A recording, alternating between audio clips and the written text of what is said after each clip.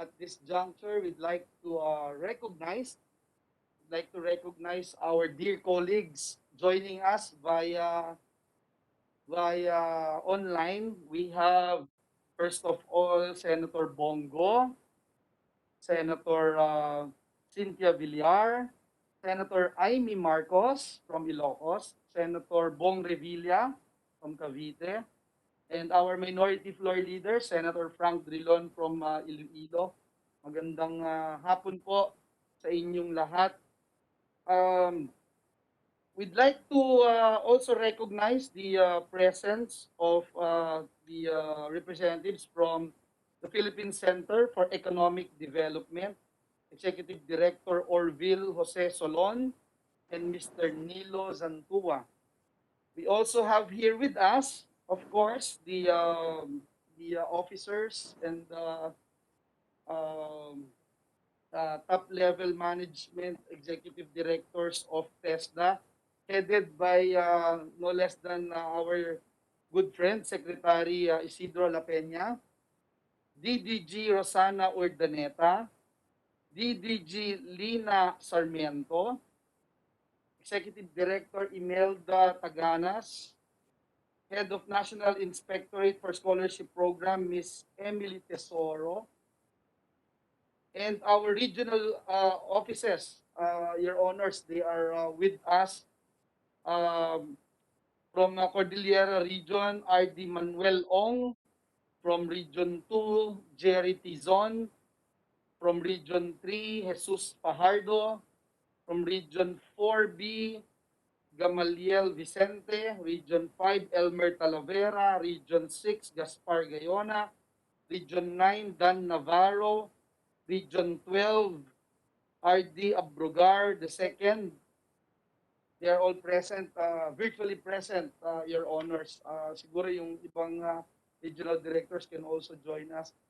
Um, we'd like to start, Your Honors, if you may, we'll start with TISED muna. I think very few slides lang yung presentation nila. We'd like to recognize the Executive Director of Philippine Center for Economic Development. Sir, Executive Director Orville Jose Solon, you're recognized. Good afternoon, Senators. Apologies for not being able to join you physically. One of our staff uh, was exposed to COVID just yesterday, and this staff member, is responsible for shuffling papers around all the staff members and officers of PCED. That's okay, Executive Director. You're doing us a favor for not being here today. So please proceed with your short presentation, sir. Maybe we could start with our slide 11. Please proceed. 11. Okay, so between 2019 and 2020, we had additional resources from Congress, particularly the Senate, to handle more um, graduate students and to help us with our upgrading facilities. But for the NEP 2021, we're back down to our usual target ceiling of about 30 million, which is our more or less our pre-COVID regular uh, average for the last 10 years. Next slide, please. And we break this down to into the following. So PCED has only one mandate, which is to support the teaching and research and extension services of the School of Economics so that it can um, provide this at scale in support of policy decision making. So This is what our 2021 NEP looks like now. Next slide, Lilo. Um, this, these are our salient features now for, if you notice that most of our funds goes to actually extending um, fellowship money to graduate students from all over the country. Next slide, please. We would like to note that we want Congress, particularly the Senate, to sort of um, consider certain adjustments in the budget owing to the pandemic.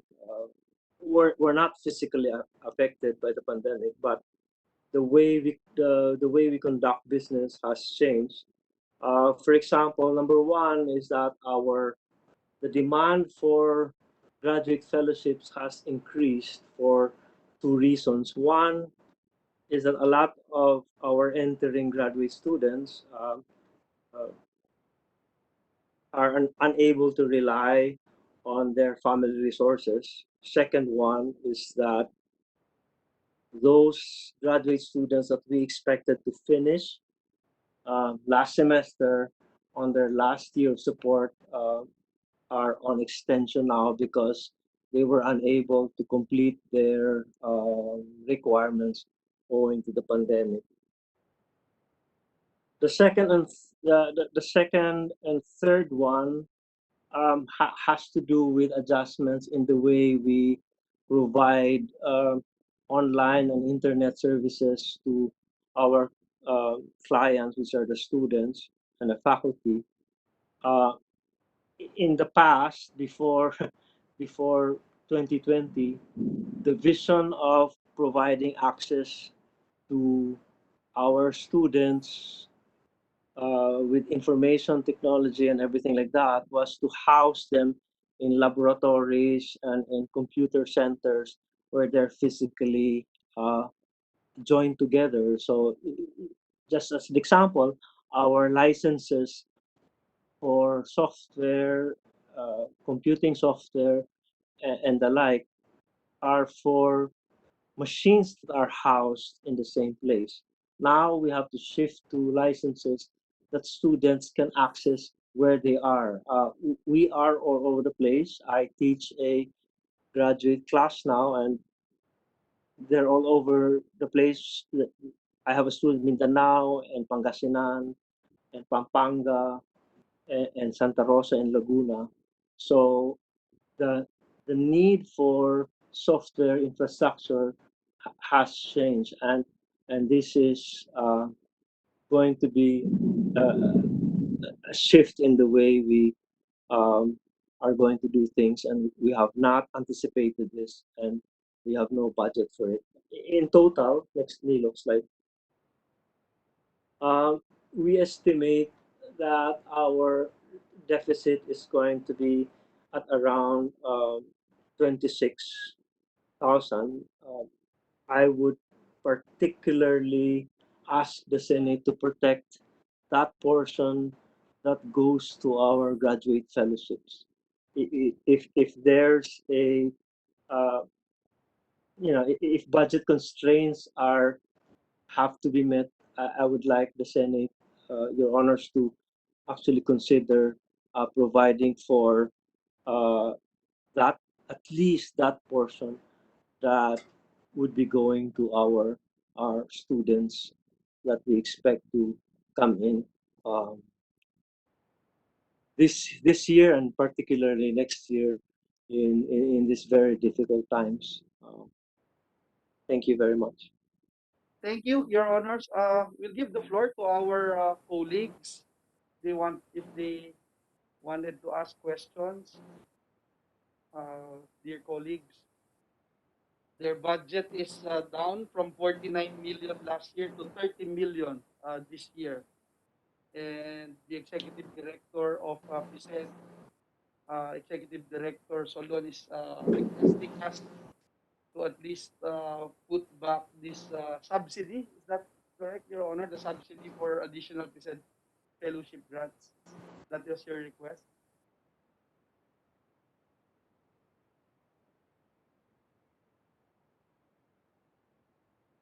Executive Director.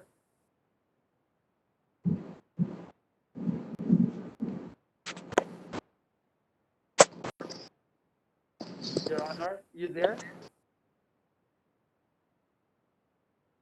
Executive Director Solon, just to uh,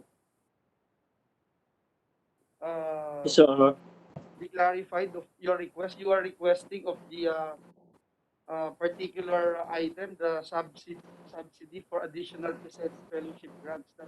That what you're saying kanina, sir? Um, yes, Your Honor. I mean, um, our pleading is for us to be able to close our budget gap of about 26 million pesos. About 8 million of that are for graduate fellowships for students, for our graduate students. And the rest of that is really to allow us to shift to a different mode in terms of the way we reach out to them, the way we do research, and the way we do extension. Okay. Sir, what are the actions being taken by PSED to ensure uh, that the students and faculty are equipped with the necessary software applications essential for especially yung remote access for learning and research. Um, just as an example, Your Honor, we use a for our statistical the courses where we teach statistics, we have a software called Stata, and we have a subscription for that. But our current subscription, I mean, which was really wonderful for pre-pandemic times, were in-house subscriptions, meaning uh, we had 30, 40 uh, subscriptions for equipment that are in-house in the School of Economics. Right now, we cannot use them because uh, we don't have face-to-face meetings anymore. Unfortunately, the cost of accessing that same software, for example, now is about for a year, it's about 26 thousand US dollars for a year just to be able to allow at least 100 students to access them um, online. Um, for this year, we are using our existing funds uh, to provide for that, but I don't think we will be able to sustain this for the coming year, Your Honor. Thank you. If there are no other member of the Senate who wish to ask questions, we will proceed with TESDA, Your Honors. Hearing none, thank you, Executive Director Solon, and we'll see what we can do with your request. And, we'll coordinate with your office. Thank you, sir. Thank you, Mr. Chair. Thank you. At this juncture, we'll give the floor now to Secretary Isidro La Peña. Sir, good afternoon, and everyone's excited to see you here. And we're ready for your presentation of the budget. Please proceed, sir. Thank you. Thank you, Your Honor. Honorable Chair, and the members of the Finance Committee, ladies and gentlemen, magandang hapon po sa lahat. TESDA is embracing its significant role in this unprecedented time.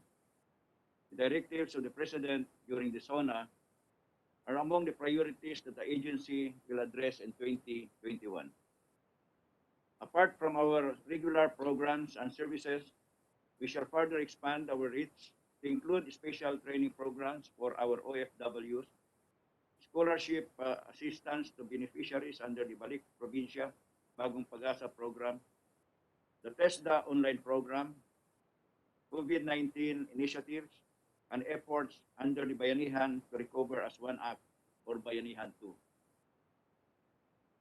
Given the recent presidential directives and the priorities of the national government, to hasten the country's economic recovery and to address the needs of those affected by COVID-19 pandemic and to shift to the new normal, may we respectfully inform the Honorable Chair and the members of the committee that TESDA will need an additional budget amounting to 14.18 billion pesos to fully implement our programs and projects that are in the pipeline for fiscal year 2021. At this point, please allow me to present the TESDA budget proposal for fiscal year 2021. Our budget proposal reflects our share in achieving the goal of poverty reduction and overall reform and development agenda of our President, Mayor Rodrigo Rua Duterte.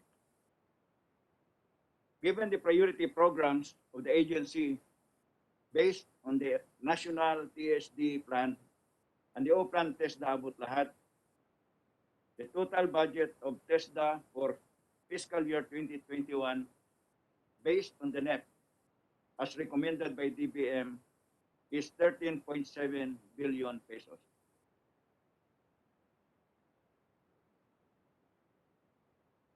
Do we have the slides, please?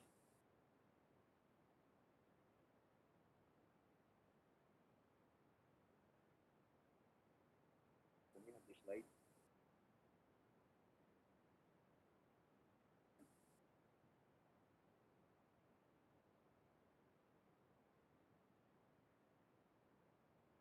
May I Just request a proceed. while, Yeah, please proceed now.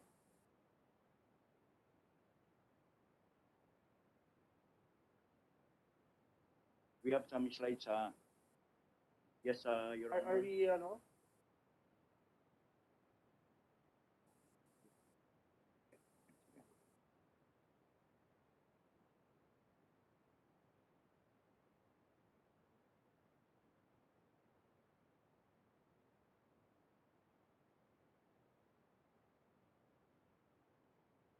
With the We'll permission just of the chair. suspend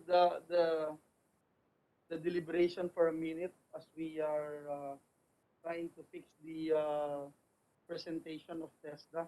Unless, Secretary, you want to proceed with something else or masisira yung ano. Yes, Your Honor. If, Okay, we'll wait. We will wait. Joel, we could hardly hear here from my end. I could hardly hear anything. I don't know what's wrong. Wala pa akong... Ask the Secretariat to please adjust the volume. We can hear you loud and clear here, Mr. Minority Floor Leader. Yes, okay. Now I can hear you, Joel, but I could not hear you earlier. Maybe you're not speaking directly on the microphone. It's okay now. I can hear you. Thank you, Senator Drilon. But the resource person, I can hardly hear. The secretary who is presenting it.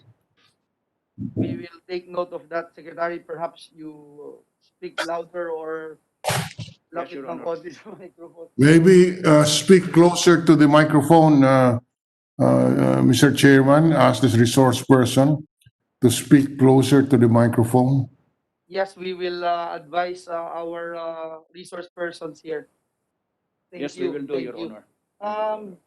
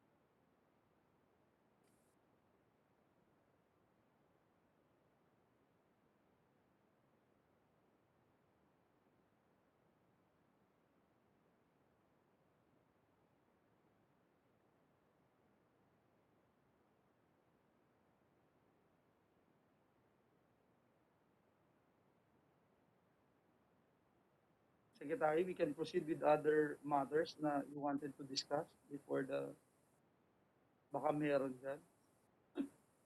Ayun na pala. Okay.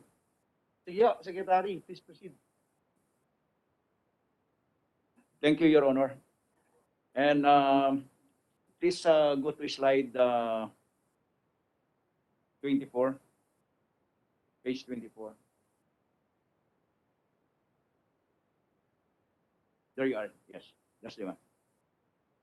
Given the priority programs of the agency based on the national TESD plan and the O plan TESDA abot lahat, the total budget of TESDA for fiscal year 2021 based on the NEP as recommended by DBM is 13.7 billion pesos. The breakdown of our fiscal year 2021 budget of 13.7 billion pesos by expense class is as follows. Personal services is at 2.487 billion pesos or 18% of the total TESDA budget. This covers PS requirements for central office, regional and provincial offices, and TESDA technology institution. MOOE is 10.43 billion pesos or 76% of the total TESDA budget. Capital outlay appropriations amount to 788.85 million pesos or 6% of the total TESDA budget. As indicated in this comparative budget of TESDA from 2019 to 2021, the agency's budget for 2021 is 4.2% higher than the 2020 GAA. This includes retirement and life insurance premium.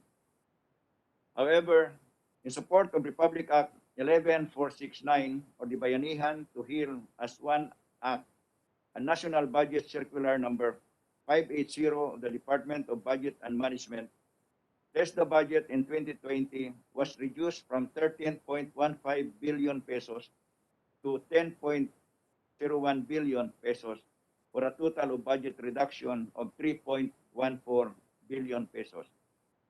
The fiscal year 2021 NEP budget is distributed as follows. Our general administration and support is 376 million pesos, representing 2.7% of the total budget. Support operations, 71 million pesos or 5%. Operations regular is 4.1 billion pesos. Operations scholarship is 9.1 billion pesos. This budget for scholarship will serve an estimated 380,916 scholars, which will just increase to 4.03% from 3.2% of potential clients served for the period 2017 to 2019. In terms of utilization rate of TESDA budget over the years, the obligation rate ranges from 86% in 2016 to 91% in 2019. Our disbursement rate averaged around 89% in the last 4 years. Due to the pandemic, the implementation of TESDA programs was affected. As such, our obligation rate as of August 28, 2020 is at 43%, while our disbursement rate is at 92%. The obligation rate is expected to increase as most of the areas in our country which are in MGCQ status will be able to start training. TESDA's original budget proposal for Tier 2 for fiscal year 2021 is 20.04 billion pesos, which covers the following major programs. TESDA scholarship programs.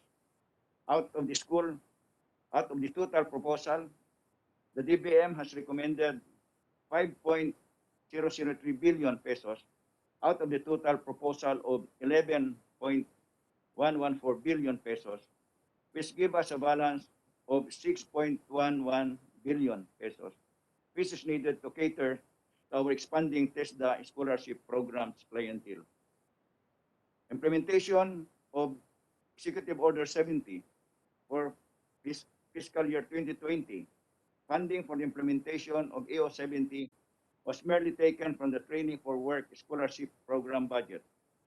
The proposed 1.8 billion pesos for fiscal year 2021 under Tier 2 shall be used to cover the scholarship funds needed to provide training programs to 822 priority barangays under 37 provinces.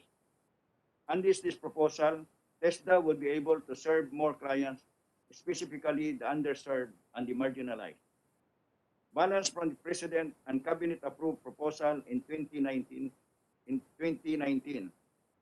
The details will be presented in the next slide.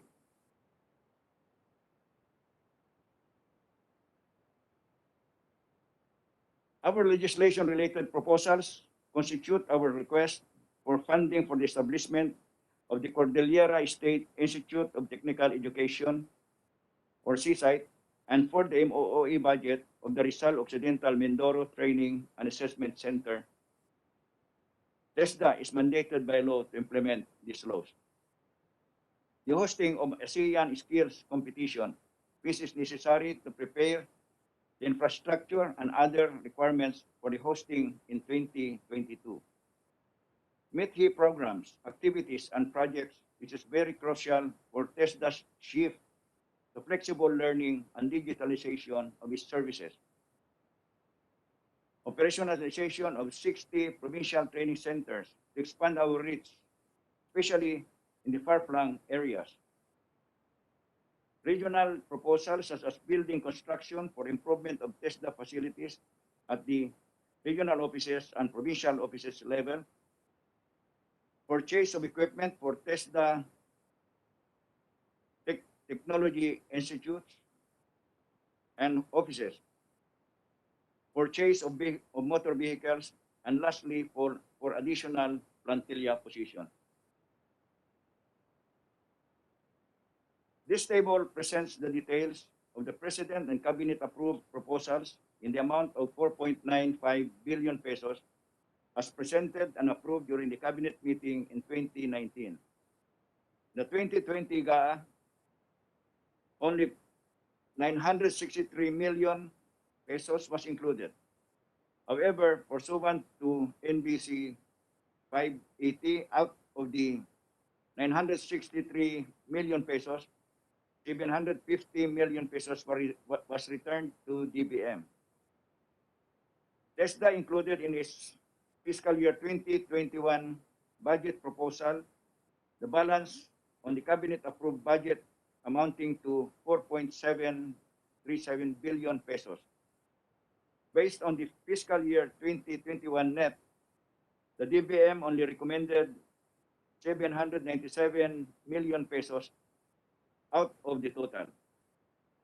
It is to be noted also that in reality, TESDA got only 47 million pesos additional funding for the President and Cabinet-approved budget for fiscal year 2021 because the 750 million pesos difference is simply a restoration of the 2020 budget, which was previously returned to DBM under the NBC 580.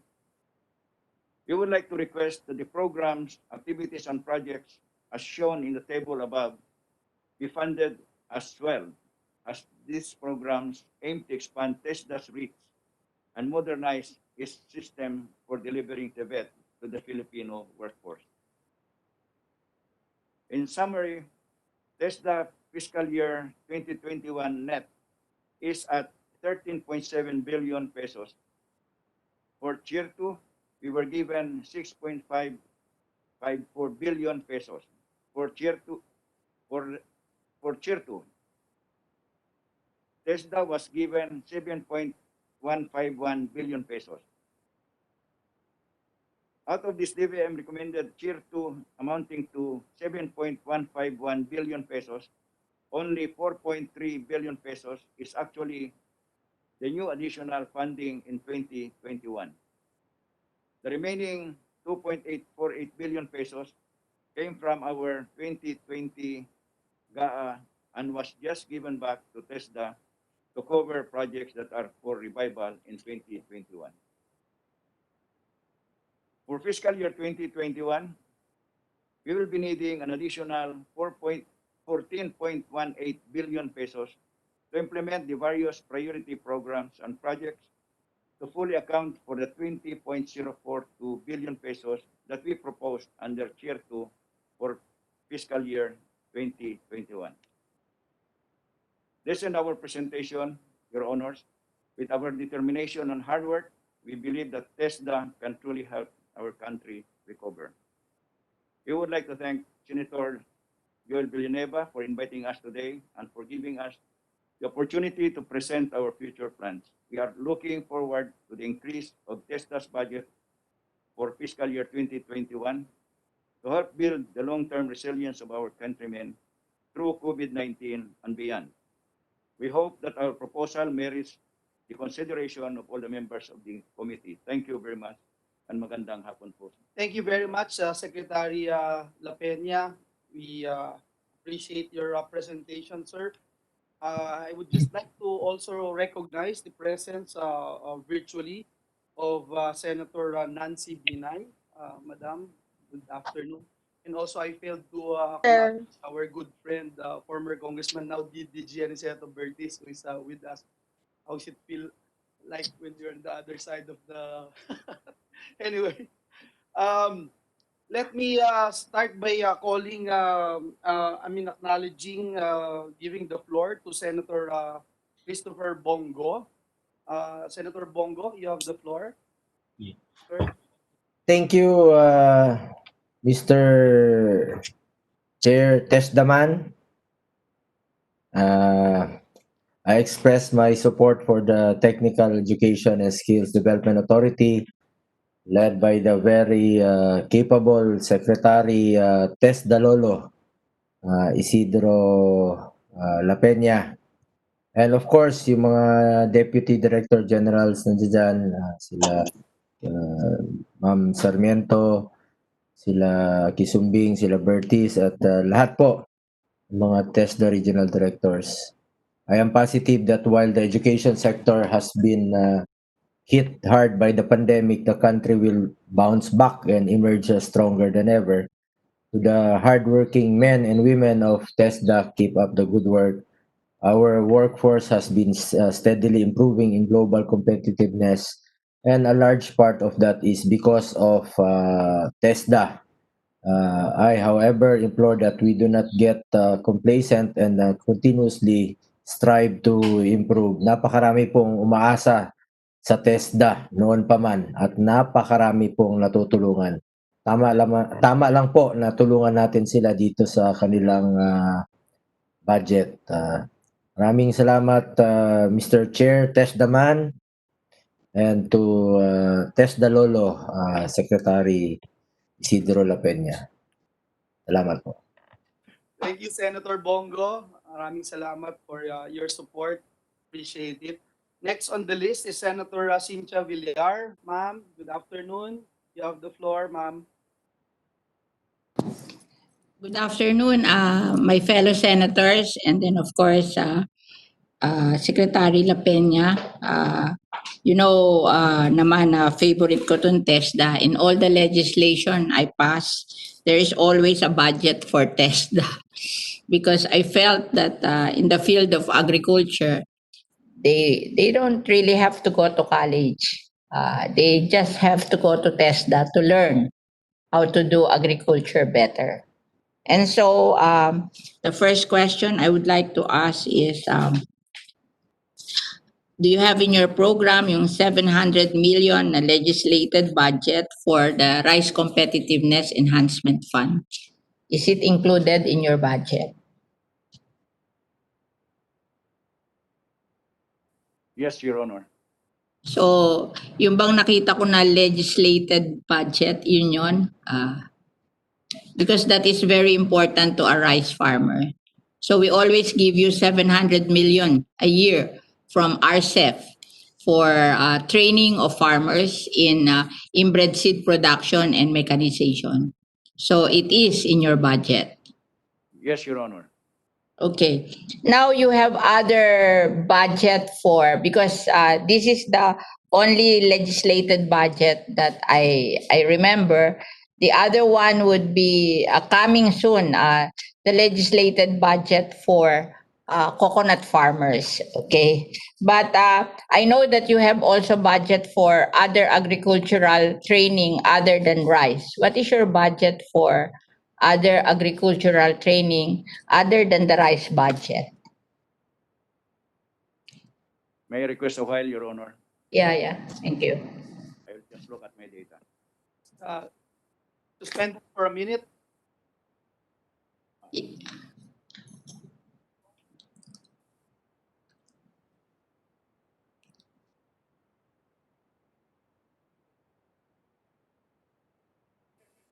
Because we want to know if there is an agricultural budget other than rice in your budget, because we have other trainings like crops, like animals, like aquaculture, and many others for agriculture.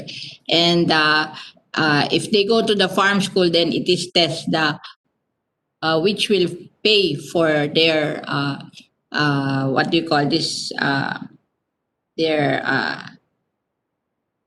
training. They will pay, TESDA will pay for their training when they go to uh, farm schools. Okay. Yes, definitely. And this is additional income for the farmers also who have established farm schools in their farm. Okay. Thank you, Secretary La Peña. You have the data already. Yes, Your Honor. Please proceed. I inform the Honorable Senator Villar that our priority sectors for the year to 2020 and also to 2021 is agriculture and Mhm. construction, giving them 30% each of the total budget. How much is that? How much is that in absolute amount? That will be 300 million pesos, Your Honor, for agriculture. Courses, yes, 300 million pesos, Your Honor. for agri courses. For Yes. how many students? What is the expected students of 300 million? We that is we the number of students beneficiaries for this amount, Your Honor, is 12,500, Your Honor. Okay. Now, I know also that you have a budget for construction schools in TESDA. Yes, Your Honor. So I just want to know how much is the budget for construction. It is also 300 million, Your Honor. Okay. That is a 30% share of the total budget of Okay. scholarship. And that's for 12,000 students also? Yes, Your Honor. 12,500. 12,500, Your Honor. Okay. Thank you very much. That's all I'm concerned about, so that I will be confident that if there will be people asking me if they can study these courses in the farm schools and in the construction school and in RCEP, then they have the budget, and we can tell them that you can go to any school of TESDA and you can your tuition will be paid by TESDA. Maraming salamat Senator Joel and my colleagues. Thank you. Thank you very much, Senator Villar. And we also like to put on record that other than the measures that you mentioned with regard to funding, there's also Tulong Trabaho Act already in law. There's 1.15 billion, if I'm not mistaken, for next year, Ma'am Cynthia. Also part of the Tulong Trabaho Act for scholarship program. Thank you again. And at this juncture, we'll give the floor to the distinguished lady from Ilocos Norte, Senator Amy Marcos. Ma'am, good afternoon. You have the floor. Thank you very much, Mr. Chair. Tanungin ko muna sa PCED. Abalang-abala ako kasi magdi-decline yung kanilang net worth from year to year. Ano bang plano ninyo dyan? PCED. PCED, please, Mr. Solon. Can we know if Executive Director Solon is... Ma'am Amy, we'll get back to you. Can we Sige. Sa TESDA muna tayo. test na muna tayo? Sige. Sige. Yung TESDA lang kasi abalang-abala ako dito sa Philippine Credit Transfer System. Ano na yung status nito? Bill ni Joel to.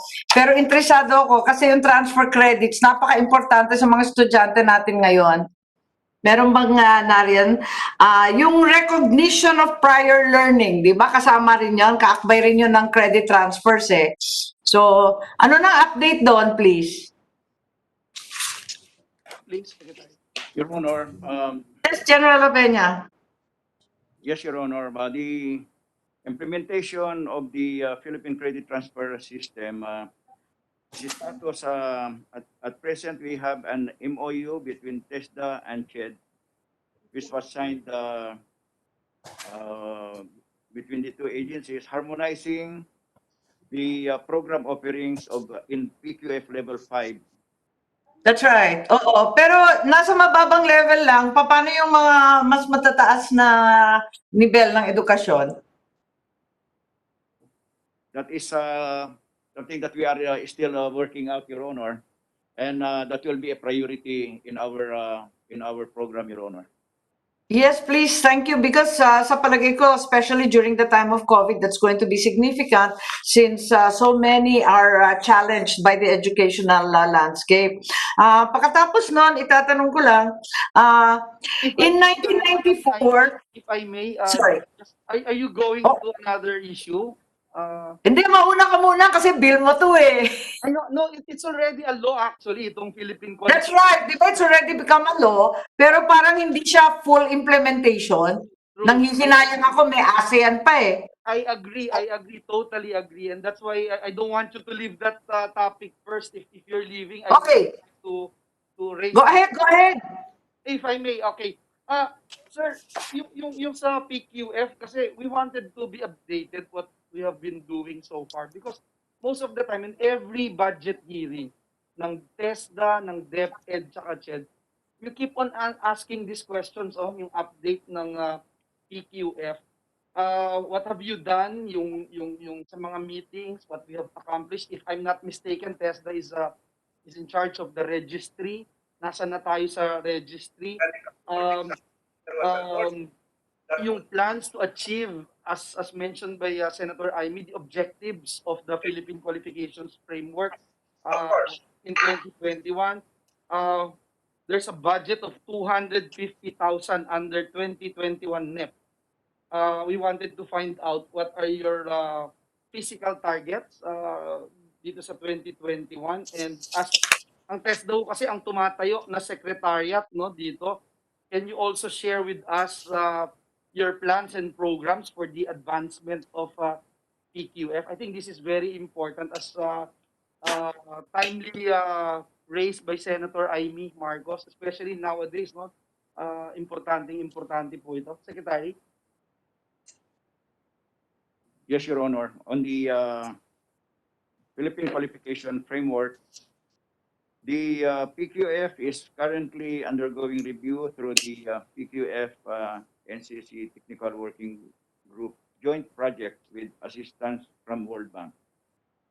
The survey was completed on August 28, 2020 with 231 respondents composed of PQF NCC member agencies,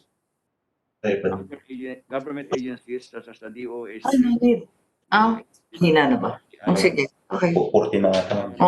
other agencies. And then we have an ongoing processing of the key informant interviews, which was completed on September 14, and a completion of the study until September 2020. We have a work plan and timelines of the PQF NCC for 2020. And these are the following timelines. The targets on review of PQF, the timeline is April to September 2020. And then on the establishment of the PQF Permanent Secretariat, that will be October to December 2020. The nomination and selection on the PQF NCC Economic and Industry Sector Representatives, that will be October to December 2020. And the approval of the joint policy document on the Philippine credit transfer by CHED and TESDA, and submission to the PQF NCC, and deployment by TESDA and CHED to education and training providers are to be conducted within 2020. The timeline is October to December 2020, Your Honor.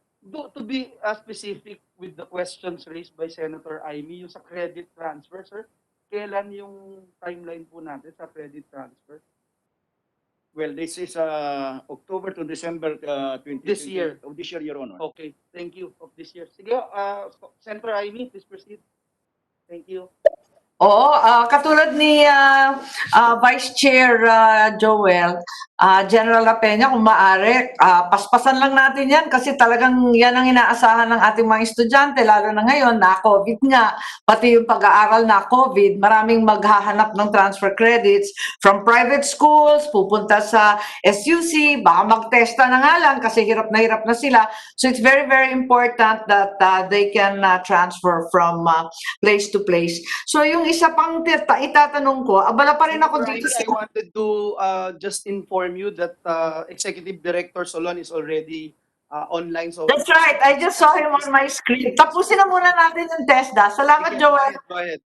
Oo, yung itatanong ko naman, yung law enrollment sa enterprise-based training, kasi lagi na lang sinasabi na napaka-low standard daw at hindi daw employable yung ating graduate. Ba't naman ganon? Do we have any recommendations para hindi naman nakakahiya at lagi na lang sinasabing low standard ang TESDA? May recommendation kaya kayo for the employability of our TVET graduates? May I request a while, Your Honor? I will just look into our data. Okay, the Secretary is asking for a minute suspension. Senator Amy, you wanted to go to... Ay, sige, let's just ask, yes, Apo Solon. Yes, Okay. I'm just concerned, no, that the net worth of PCED will continue to decline year on year. So it's a bit of a problem. So I was wondering, given that the GOCC subsidies are going to shrink, what is the future of PCED? Are you going to self-destruct at the rate we're going? Hindi naman siguro. Director Solon, you recognize?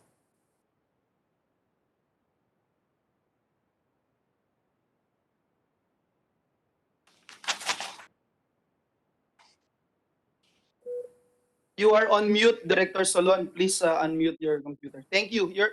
Please proceed.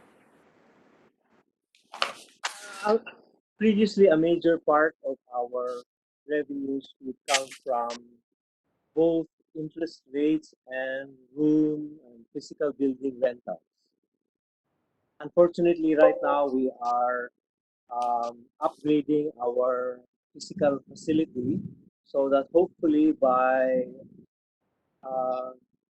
the end of this year, we would be open to people who would be able to provide us with rental income. That would include people with projects, people with various research experiments, and so on.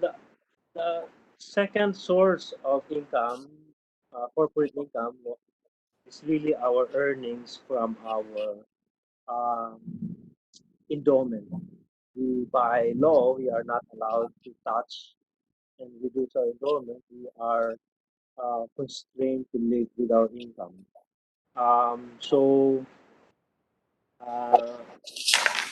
Unfortunately, with interest rates the way they are now, that is a major constraint for us.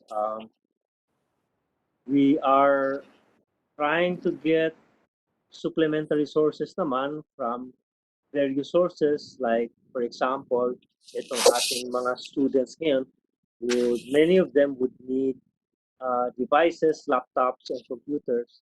And our uh, alumni naman are sort of raising resources for that, for those things. So far they raised 50 or so computers, but that's ongoing. Yes, in addition to your efforts to provide devices such as laptops to your students, are there any COVID-19 related researches being undertaken or in the pipeline for PCED so that we can justify some kind of augmentation because the decline in your corporate income really threatens the sustainability of your institution? Um, a number of faculty members uh, and the faculty in its entirety have issued out at least about 3 discussion papers.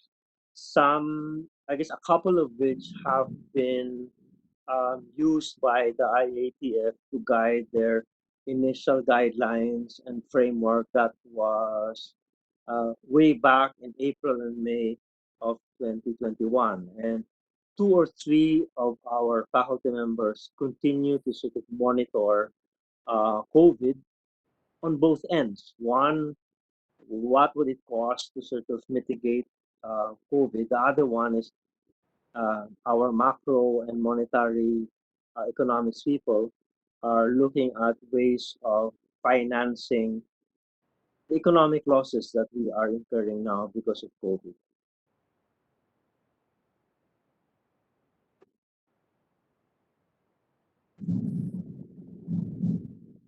Senator Ma'am, Ivy, you're on Sorry. mute. Please, yes, thank you. ma'am. Yes, that's right. Thank you very much. And that's good news that you should brag about a little bit so that we can augment your budget to guarantee the sustainability of the institution. On a personal note, are you related to the former mayor of Cebu, Solon? Yes, we are. We come from all of the salons come from Cebu, and we sort of branched out into 2 branches, and he's in one and the other, but we're all related. Okay, thank you very much. We're very, very fond of the entire family. Thank you. Thank you, So ma'am. with that, I have no further questions for PCED. If we can just go back to TESDA and the never-ending problem of the allegedly low employability of RTVET graduates. Yeah, we look at the data, no, just to put on record. Ayan, Joel. Right now, if you look at the employment rate of TESDA is for 2018, 2019, it's 84.2%. It's actually quite high. That's not bad though. But if you look at the enterprise base, you are correct, Senator Amy. The latest figure is 67.2%. So we would like to hear from the good secretary with regard Sir to Joel, yung 84% overall TESDA, yung 67% yun yung enterprise-based. Tama? that's Okay. what I think it is. So Tama. Kasi that's the Secretary La Peña. Yes, Your Uh-uh. Honor. The employability rate of ABT, enterprise-based training, is at 67%. Is high compared to others. In fact, that is now one of our priority program, the strengthening of the ABT. In fact, Ano ba yung problema? Ang sabi kasi ng industry, sabi ng mga chambers, kulang yata ng liaising, parang hindi pareho yung standards ninyo. Tama ba yun?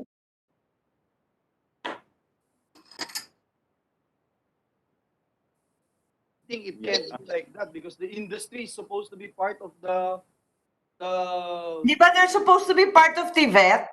Yes, yes, Your Yes, Honor. true. In fact, we have this TESDA industry partnership, and this is one of those that we are strengthening. And one of the actions that we did to give incentives sa mga industries concerned is the coordination we made with BIR on the incentives for companies hosting EBT or industry-based training. And Just recently, Pero hindi ba sila matutuwa nun? Dapat i-hire nila, matutuwa sila. Libreng training. Ang laki-laking gastos niyan para sa kumpanya, no? yes, I agree, Your Honor. And we just came up with a plan called ABT to the max, and this is managed by Deputy Director General John Bertis. I may request DDG John Bertis to brief to give the details of this O plan Okay. ABT to the max. Sige po, let's recognize our DDG, former Congressman Bertis. Sir, you're recognized. Thank you, Mr. Chair. Thank you. Saan si John? Uy, kumusta ka na? Asan ka na? Hindi ko makita eh.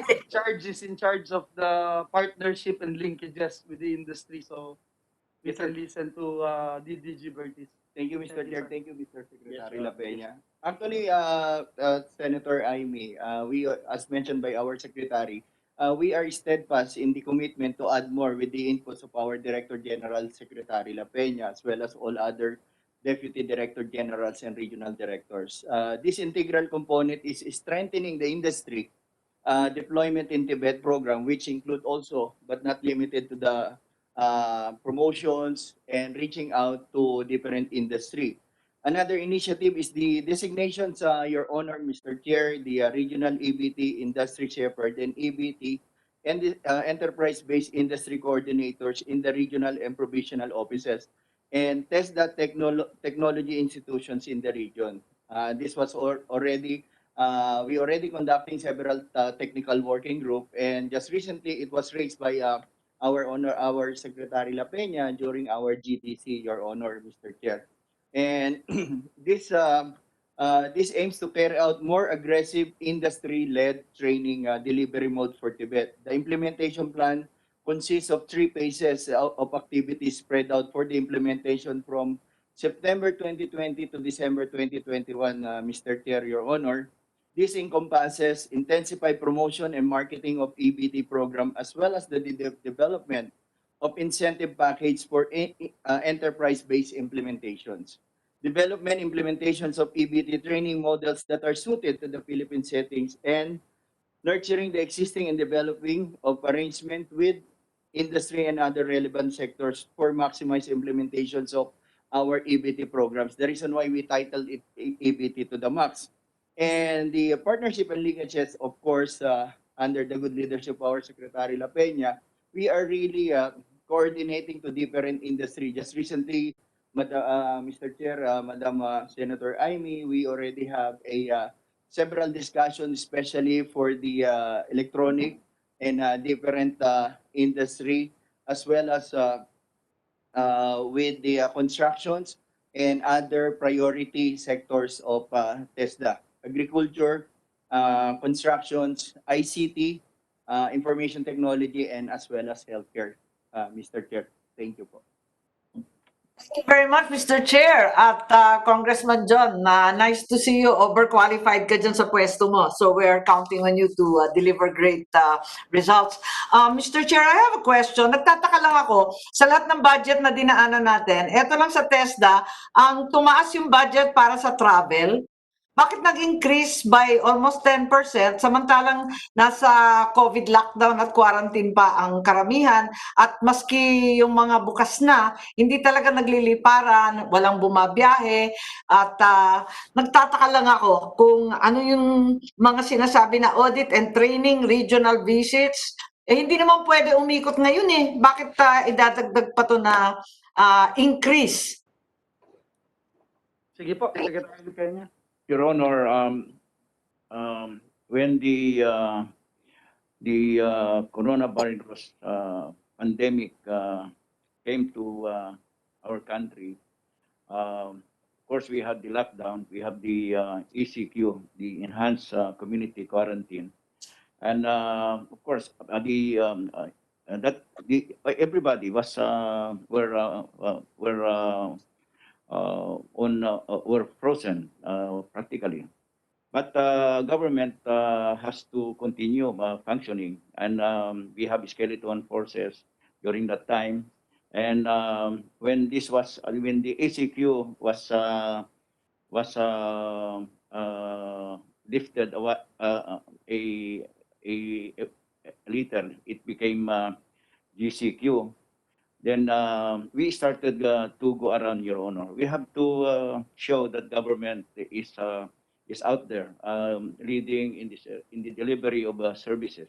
So And pero may savings kayo, General. May savings kayo ng 2020, inevitably 6 na buwan na eh.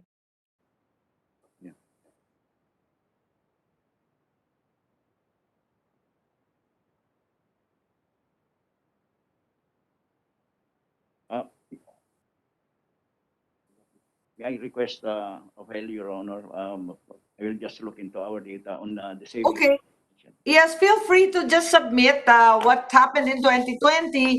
Baka naman sa 2021, we won't be fully open yet at hindi rin makakaikot. Eh, baka ilagay na lang natin sa iba itong pondong to kung talagang hindi magagamit din. Sayang lang eh. Yeah, Your Honor, Your Honor, for the information of the Honorable Senator, Madam Amy, we have an O-plan which we call TESDA abot lahat. And with this O-plan, the TESDA had been going around even during this time of pandemic to deliver training assistance in the different areas in the hinterlands of the country. In fact, our records will show that despite the community quarantine, of course, in the provinces, in the hinterlands, these are more. It's quite. It was lifted to MGCQ in other countries, in other places of the country. And this is where we have started our training, going around, and then in the case of the regional directors, they go visit the provinces, the project sites, and for the Okay. case of in the central office, we also go down to the regions and to the provinces, Your Honor. Yes, General. General, since this is a budget hearing, if you will, can you submit na lang yung breakdown ng mga travel ng 2020 para ma-justify natin? Kasi kung hindi ako nagkakamali, kayo yung kaisa-isang nagpadagdag sa travel. Lahat talagang nagbawas ng travel, palibasa hindi nga makaikot at likely sa susunod na taon, ganun pa rin ang ating sitwasyon, although hopefully vastly improved na. Last question na lang, makikibalita na lang ako kasi nag-merge ang tatlong ahensya and one program to form TESDA. In 1994 ay NTESDP, nako talaga naman, alphabet soup. Yung Technical Education and Skills Development Plan, supposed to be, gagawin natin yon. Nabalitaan ko, noong 2018, nagkaroon na ng publicized na regional and provincial plans na susunod. Ano na nangyari doon sa localization of the NTE? Bayang planong yan sa amin, sa probinsya? Nagkaroon ba ng regional and provincial action plans yan? At kailan ang plano na maibaba sa bawat LGU?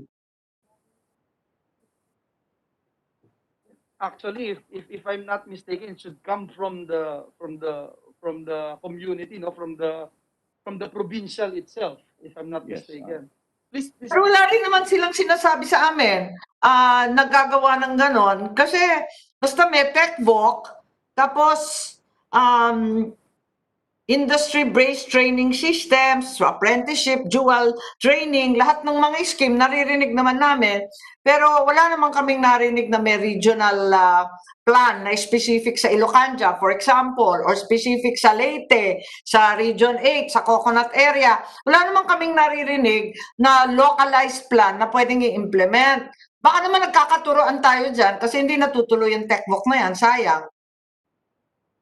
Your Honor, we do have, Your Honor. If Regional and provincial, General, please. yes, Your Honor, we do have. In fact, the national was based on the provincial and then regional and then national. The national TSD plan was submitted to the Office of the President, and when approved, an executive order was issued. If you will, I have only been able to get a copy of the publicized national in 2018. Wala pa akong makuha na regional and provincial. Kung maaari lang humingi ng kopya, at least sa Region 1 and 8 man lang. Kasi syempre, yun ang mga kamag-anak ko lahat doon. Tapos itatanong ko rin, what is the progress of the implementation? Kasi yung plano, sana time-bound siya at absolutely measurable. So, kasi yung plano parang wala, maraming mission statement, maraming motherhood statement, pero hindi talaga nakapako dun sa time-bound at measurable. Kung ilang graduate, kung kailan, kung 2021, kung tapos na lahat ng automotive, halimbawa, o agricultural mechanics. Gusto namin yung ganun para alam natin kung successful o hindi yung TESDA. Yes, Your Honor. With the permission of our Honorable Senator Amy, we will submit to you the accomplishment reports that we require the provincial and regional officers, as well as the accomplishment report that we submit to the President, Your Honor. Yes, thank you very much, Mr. Chair. And I know that the TESDA employees, particularly in the provinces, are really hard put to perform given that there are so few in their offices. They have very meager facilities.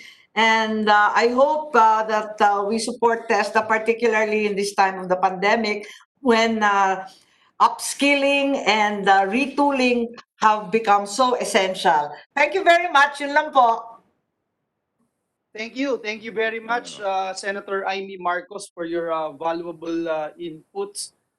We just want to remind the TESDA family with the request of Senator Amy, yung travel, yung justification ng increase, what you will do about it, and then yung PTESDP at RTSDP. Yun yung importante, so that mas strengthen natin yung linkage natin sa community-based programs ng TESDA. Thank you, Senator Amy. At this juncture, we'll give the floor now next to ask questions the gentleman from Cavite, Senator Bong Revilla. Sir, you recognize? Thank you very much, Mr. Chair. Ilang katanungan lamang patungkol sa mga programang pinatutupad ng TESDA. Mr. Secretary, nagbigay po ang TESDA training for contact tracers na tinatawag na Contact Tracing Training Program or CTTP. May I know, Mr. Secretary, ilang batches na po ba ang naisagawa natin simula nung unang batch noong September 4? And is this nationwide, sir? Just to add to what Senator Bong Revilla is asking, is this nationwide? Yes, Your Honor. Is this The nationwide? program is nationwide. Although we have just started with the contact tracing training in September, and we have finished already a course, and we are about to finish another one, which is a trainer's training program, Your Honor. So that when we have more trainers, then we can. It will be a multiplier training program, Your Honor. So with the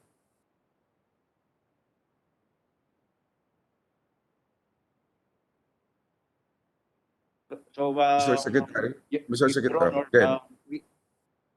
we have an ongoing training with the National Capital Region.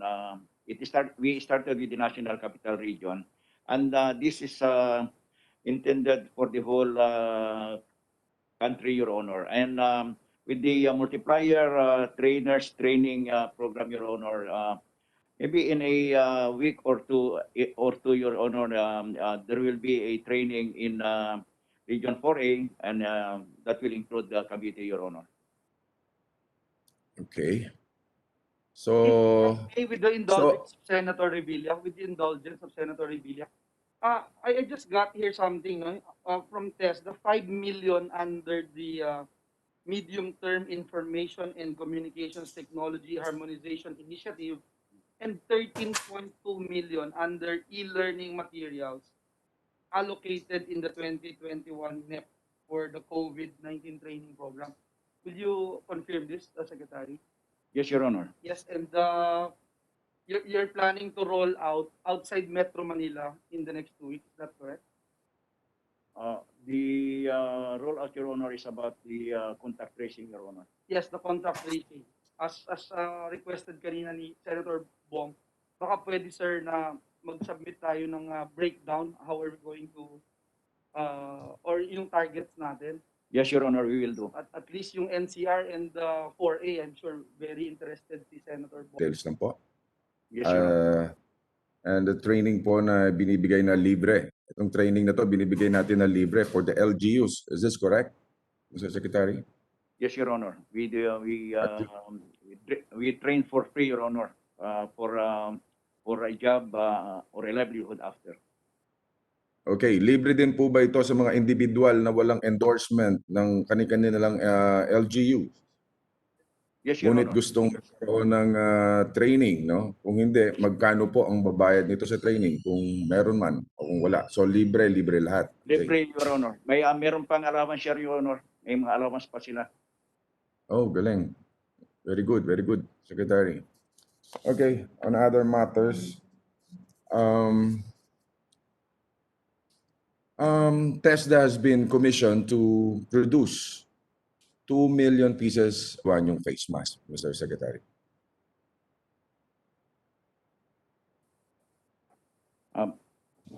Your Honor, may I request Deputy Director General Lina Sarmiento to respond to that question because he is the one in charge. Okay. On the Yes, DDG Sarmiento, your Any answer? Please, Mr. Chairman, Your Honor. Can you make it louder? We cannot hear you. Thank you. Hello, sir. Your Honor, the participation of TESDA in the face mask production will be involving our scholars.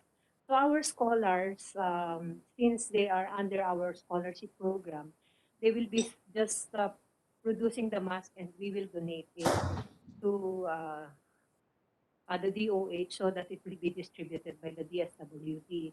There is another scheme because just recently it was agreed that the finished products will be procured via negotiated procurement through the PSDBM. So the funds for the face mask will be given to the PSDBM to procure the finished products. And then TESDA will also help in the sewing of the pre-cut materials, and we will be after the sewing or the production of the face mask, and then we will be giving it back to the consolidators, Your Honor. But as far as our scholars are concerned, gagawin po namin siya ng libre using our scholarship funds, bio-training cum production po. Yes, but do we utilize local raw materials for Yes, the Your Honor. production of the Yes, clothes? Your Honor. Okay. Okay, may partisipasyon din po ba dito ang iba't ibang sangay ng TESDA sa buong bansa sa paggawa ng mask? Yes, Your Honor. The 2 million masks committed by TESDA will be produced by the different TESDA technological institutions nationwide. Nationwide. Okay. Yes, Your Honor. Good. On the average, how many masks, face masks are being produced by TESDA? We still have to start. We have still to start the production as part of the commitment to the 30 million masks that will be produced and for distribution to the corporate beneficiaries. But ang ano po namin, ang commitment ka namin is 2 million per month po. 2 million. Maybe Pero kaya nyo bang 1.8 to 2 accomplish million per month. Opo. per month? So it's doable. Yes, Your Honor. It's doable. Although just yesterday, we talked to our regional offices, regional directors, and our provincial directors, including that TESDA Technological Institution administrators, to review their production data because we really need to determine ano talaga ang kaya nilang gawin. But ang aming experience, sir, nitong pandemic, siyempre ilan naman yung nagtatahi, we were able to produce around 500,000 face masks. At ito ang pinamigay namin sa, Since since ano po, since September March. 4. Yeah. But Oh, that is a since different March, story po. 500,000 pa lang yung nagagawa nyo. Yes, Your Honor. But this Oh. time, with the production of the face mask as a project of the government, we will be tapping also our scholars, especially those scholars in 2017, because we gave them sewing machines, and they will be also part also of this production of the face mask. Yeah, kasi kung talagang mas mapapabilis natin yan, mas marami tayong magagawa. Ang laking tulong talaga ito sa LGUs, no? So baka po pwede pa natin mas pabilisan pa at mas marami pa tayong magawa. Okay, on the other matters, ang TESDA online Mr. program. Chair. Mr. Chair. Okay, Senator With, Nancy, yes. with the permission of Senator Bong Revilla, related kasi dun sa face mask na tanong niya. Tatanong ko lang kung meron That's right. silang, thank you. Tatanong ko lang kung may tie-up kayo with PTRI para dun naman sa quality ng textile na gagamitin para dun sa face mask. Kasi di ba may, baka yung gagamitin nyo hindi naman talaga nakaka-protect against COVID. So may ganong tie-up ba? Thank you, Mr. Chair and Sen Bong. Your Honor, the agreement is for DTI to accredit. So DTI accredits suppliers of material. So ang amin pong understanding, pagka na-accredit ng DTI, pasado na rin siya sa PTRI. Okay, that's a very good follow-up question from from Senator Nancy. That's very true. Dahil kung kahit anong dami ng mask na ginawa mo, kung hindi naman siya papasa sa quality control at delikado talaga yan, naka-face mask ka nga, kung pasok naman lahat ng virus sa loob, so it's useless. So tama po yun. That's very important. Ngayon naman po dito sa online program, ang TESDA online program ay maraming inilatag na free online courses nitong nakaraang buwan. Ang mga ito ay napapakinabangan ng marami nating kababayan habang tayo nasa ilalim ng community quarantine. Sa katunayan, doble po ang pakinabang natin dito. Naging abala ang mga kababayan natin sa training at hindi nainip habang nagko-quarantine. Ang karagdagang kaalaman pa silang nakukuha, no? Tama po ba na 68 ang free short online courses ang inilatag ng TESDA simula noong Abril? Mr. Secretary? Your Honor, 71 in all, Your Honor. Okay, so that's very good. So ano po ba ang top 5 na courses na tinangkilik o kinukuha ng ating mga kababayan? Well, we have the following, Your Honor. We have computer system servicing NC2, massage therapy NC2, food processing NC2, cookery NC2, food and beverage services NC2, housekeeping NC2. And we have trainers methodology level 1, Your Honor. And we have now a total of 73,000 who have completed these courses, Your Honor. That's very good. Okay, ilan na po bang sumailalim sa assessment para makakuha ng national certification? Your Honor, may I request clarification, Your Honor? I think Okay. the senator from Cavite is interested to know how many undergo assessment. This is very important question, I think, because One, when you talk about assessment, you're supposed to show the assessor that you are able to do and show the results being required by the assessor. So I think it's a good question um, of the graduates of That's right. TO that is the online program. How many are actually being assessed? Because you cannot get the national certification unless you pass the assessment, which is a very important document. Because when you have the national certification, that becomes your passport for employment. So I think that's the question of Senator Bong. Yes, Secretary. Your That's right. Honor. That's right. May I just make a correction, Your Honor, of the number of those who have completed or those who have registered and have completed the courses. We have a total of 965,000 who registered in this TESDA online program, Your Honor. And then when it comes to the assessment, what we issue after completion, Your Honor, is is a certificate of completion. And then on the matter of assessment,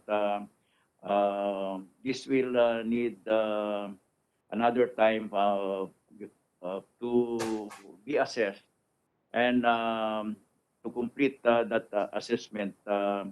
Part of it will be a face-to-face engagement, Your Honor. So what we have is a completion, is a certificate of completion, but for the issuance of a national certificate, it will need an assessment, and that will have another time, Your Honor, especially in Metro Manila, where we have a GCQ, we are not allowed a face-to-face training, Your Honor. So we will wait for a time when we have a better quarantine condition. If it becomes a modified GCQ, then we can start with the assessment, Your Honor. Face to face. Okay, thank you, Mr. Secretary. Meron po ba tayong datos ng mga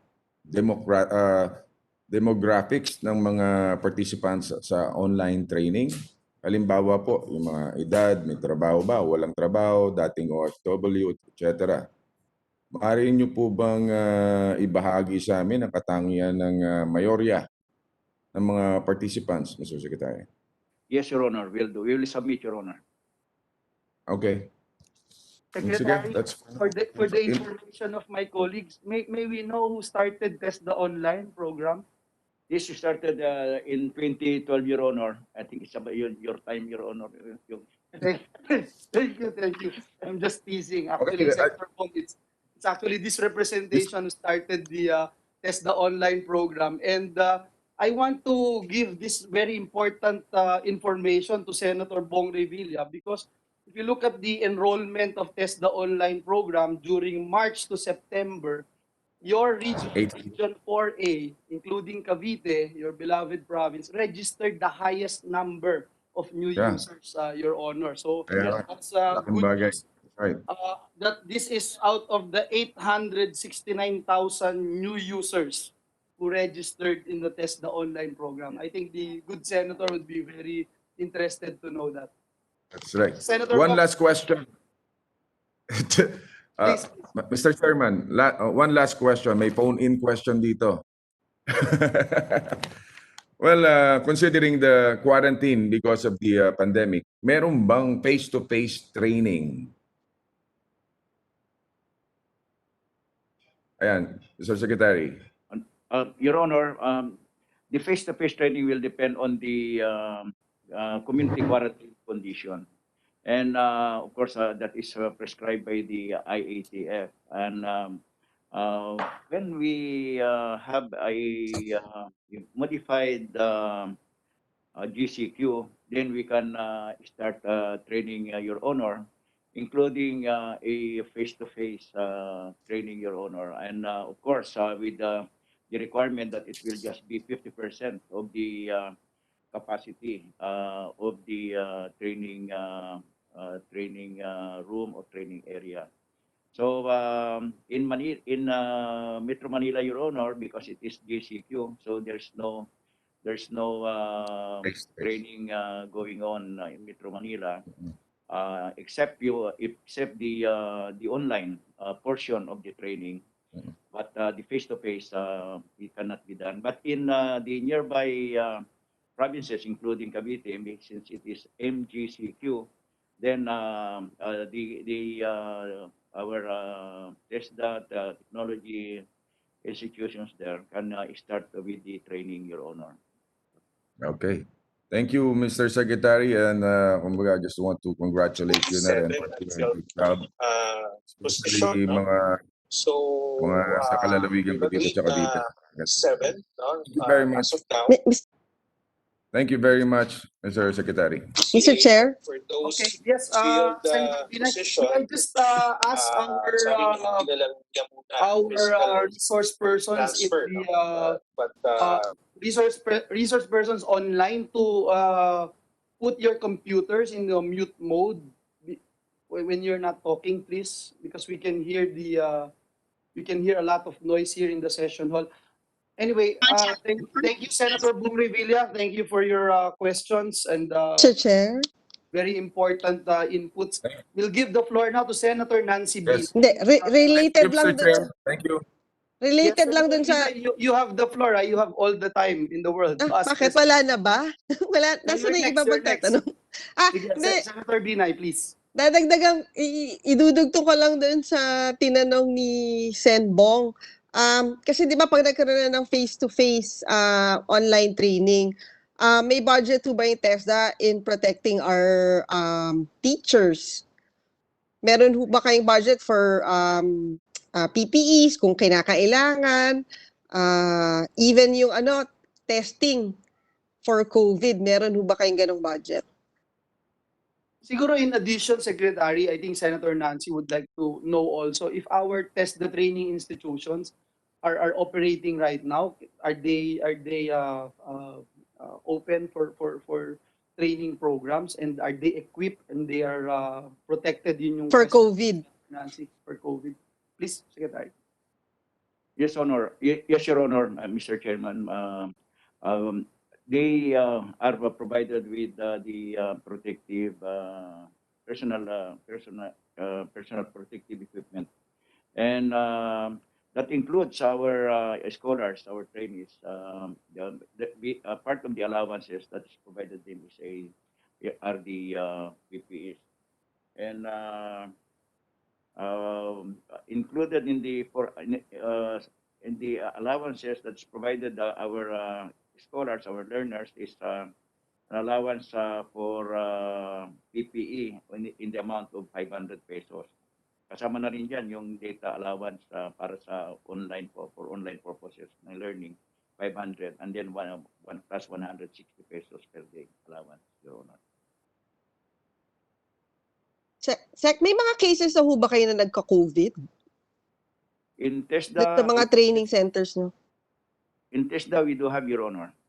At I would like to inform the Honorable Chair and the Honorable Senator that in TESDA, we even provided an isolation facility to take care of our own. So we expected that with this pandemic, hindi maiwasan na magkakaroon ng mga infections, Your Honor. That's why we prepared for this.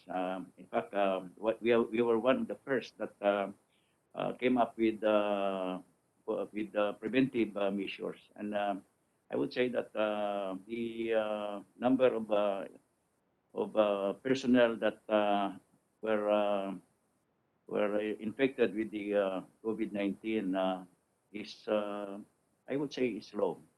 With our total number of personnel, we were able to institute preventive measures, Your Honor. Secretary, dun ho sa isang pinresent na slide, napansin ko ho parang hindi nyo pa ho fully utilized yung 2019 na budget. Ano ho yung mga hindi nyo pa nagagastos? Mr. Chair, may I request a while? I will just look into our data. Yes, please, Secretary. While you're looking for your data, Secretary, I just want to uh, add to what Senator Nancy Binay is asking, no? Kasi if you look at the statement of appropriations, allotments, and obligations, disbursements and balances published by the DBM, nakalagay po dito, total allotment available to TESDA for 2019 was 14.5 billion. But by the end of the year ng 2019, TESDA has spent only 10.9 billion or 75%.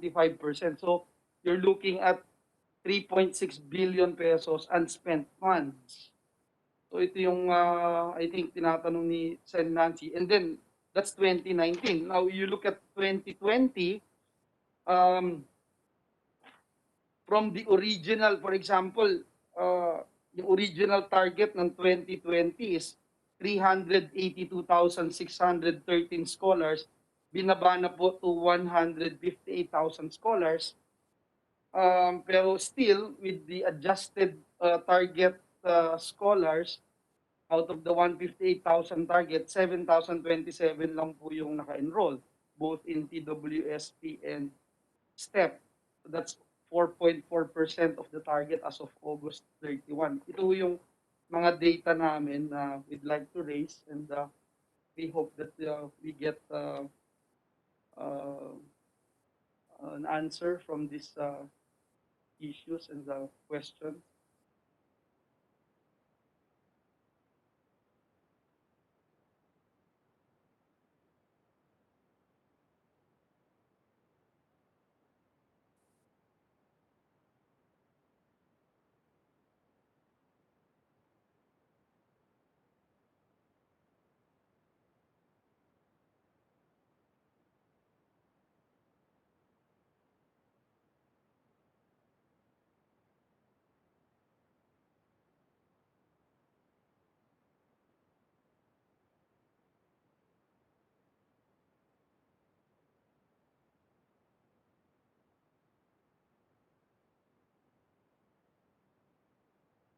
Chair? Senator Nancy, they're still looking for the data that we are asking. If you want, Okay. Hindi, akala ko lang, natakot lang ako. Akala ko nagka-problema yung connection ko dahil tumahimik bigla eh. so they're still looking at the data. Siguro, Mr. Chair, habang tinitignan pa nila yung data, baka pwede itanong ko na lang kay Secretary na, kasi parang given na naman na talagang kailangan nilang magkaroon ng catch up, di ba? So Yes. what is the plan para magastos nila yung dapat nilang gastusin? That's the million-dollar question. Yung catch-up plan for the current budget. Because if you recall, Sen Nancy, yung 2019, 4B na, almost 4B na yun. hindi pa cash-based nun. So may continuing appropriation for this year.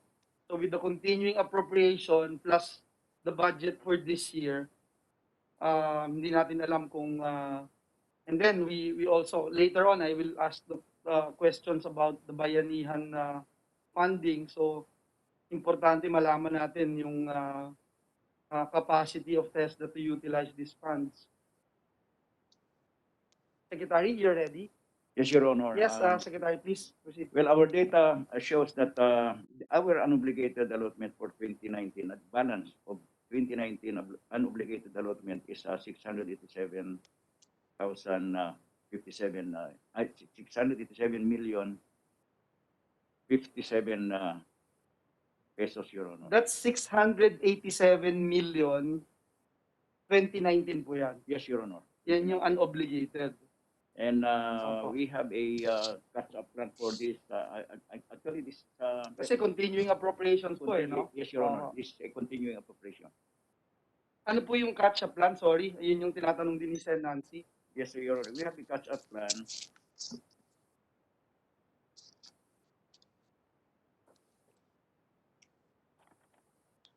And our catch-up plan is by the end of 2020, we will be able to utilize all the available scholarship slots by mobilizing a total of 215,387 scholars. And by the end of December 2020, we will have a 100% enrollment, Your Honor, of these 215,387 scholars. Senator Nancy, you have the floor. Please. You're satisfied or you want to? Ah, Mr. Chair, kasi alam naman natin may pandemic ngayon, may pandemic, 'di ba? So ang daming constraints. Kaya pa ba? Kaya pa bang magastos yung pera or talagang a certain portion of the budget magre-revert back na lang to the treasury? I mean, just being realistic ha, kasi nga alam naman natin hanggang ngayon lockdown pa din tayo at mahirap, walang face-to-face classes. So may mga ganong constraints ngayon ng TESDA. Tama yung nire-raise ni Sen Nancy, no? Because as you mentioned a while ago, 687 million were not obligated in 2019. So nag-abot na po sa 2020 and we have some data here as of August 28. The share allotment actually spent or disbursed by TESDA is only 39%, or less than half of the allotment. And that's the question of Senator Nancy. Are we confident that we will be able to fully utilize the allotment, continuing appropriations from 2019 and for this year to 2020? Yes, Your Honor. Yesterday and the other day, we had a general directorate conference with all the regional directors, the provincial directors in attendance, and including our administrators. And this is one of those that we have talked about. And the general directorate membership are confident that we will be able to use this funds, Your Honor. In 2019, there is a delay because of the election.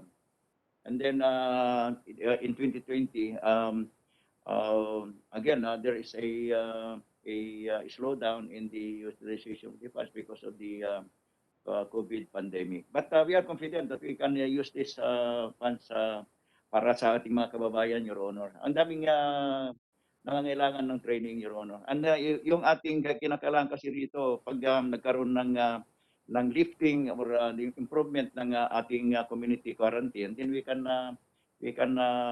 go full steam ahead in our training. Ang daming naghihintay niyan, Your Honor. Yes, Senator Nancy. Siguro, Secretary, among all your training programs, ano ba yung mataas ang success rate?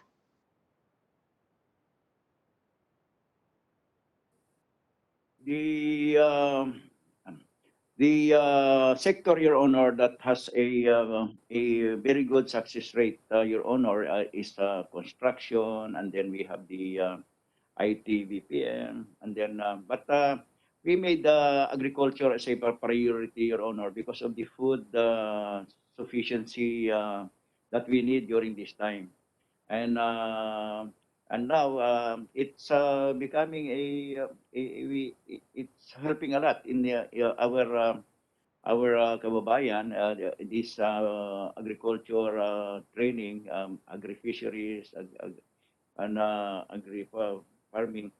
And during lockdowns, the activities on agriculture continues because itong mga ito naman hindi naman ito mostly they are in the field, not in the classrooms. That's why yung mga training na yan continues and the food production continues, and it helps in the food sufficiency of our country as well as food security of our country. How about tourism, Secretary? Because Sen Nancy is the head of tourism here in the Senate. Yes, Your Honor. Nag-plunge ba malaking effect we have a problem sa tourism sector, Your Honor, because with the quarantine condition, it's dependent. It's very dependent, Your Honor, sa quarantine condition, Your Honor. For example, yung mga wellness massage mga hotels natin, marami ang hindi rin nag-ooperate pa because mga iba-ibang LGUs depende sa mga policies nila. Maraming hindi nagre-require hindi pa they continue to have the operations of their hotels in the respective areas to be still naka-hold pa, Your Honor. Hindi pa pinapabuksan yung mga hotels. Yun na nga, Mr. Chair and Sec. La Peña, kasi nga, di ba, after this COVID, nakikita niyo ba na magkakaroon ng shift dun sa demand ng jobs? Kasi katulad ng nabanggit nga, dito sa industriya ng turismo, alam naman natin na medyo matatagalan pa yung recovery. So, yung mga training program siguro natin na geared towards tourism, baka yung employability niya hindi na ganong kasing laki. So, sa tingin mo ba magkakaroon ng shift dun sa training programs po ng TESDA after COVID? Well, yes, Your Honor. After COVID, well, we will make an adjustment also in our allocation of funds for the different sectors. I think Secretary, Secretary Bello made mention about the potential, or what is happening right now is that the IT BPM sector is booming. Parang Yes. almost 50% growth yung binabanggit niya na additional seats dun sa mga call center agencies, etc. Actually, here in the Senate, we are already on the verge of tackling yung digital career courses, program. I think it has, because of this pandemic, it has accelerated the need for technological innovation. So perhaps we can look at it and prioritize this particular industry. Yes, Your Honor. I agree, Your Honor. On IT BPM, in fact, that is a priority sector, Your Honor. Our priority sectors, in accordance with the economic development cluster, the priorities are on agriculture, construction, agriculture because of food sufficiency, food security for the country, and then construction, build because it's a economic generator, and then IT BPM because of the shift from the traditional training delivery system to the new flexible training delivery modality, Your Honor. And then, of course, the health is there also, and then other sectors, Your Honor. So I agree, Your Honor, that the IT BPM, because of the shift of the way of doing things from the traditional to the digital or the electronic or the computerized way of doing things, that there will be indeed a need to prioritize this sector, Your Honor.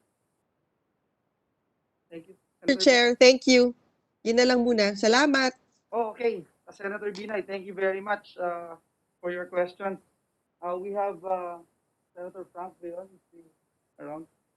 If not, I can start asking my question. Anyway, Secretary, before I start asking my questions, just to follow up from what we discussed earlier with the questions raised by Senator Nancy Binay, perhaps if you can give us your projected share of disbursement of allotment by the end of the year, and how you will be able, as part of your catch-up plan, to spend the current 2020 budget, because we have been getting a lot of reports, no, and it doesn't look good yung allotment, disbursement, and every time this is being raised, actually, I would always go forward and defend TESDA, because a lot of people don't realize that when you talk about disbursement, um, ang TESDA training program, you will only pay after the training. Yes, sir. Yes, So Your it's Honor. not actually disbursement siguro, o yung unfortunately yung definition ng utilization is when you pay. But in our case, masaya na tayo if it's obligated. For example, in this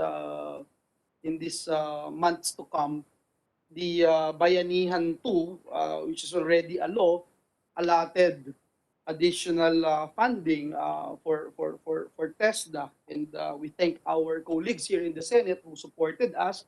We pushed for this particular item for the 1 billion funding for scholarship program of training for work scholarship program and special training for employment program.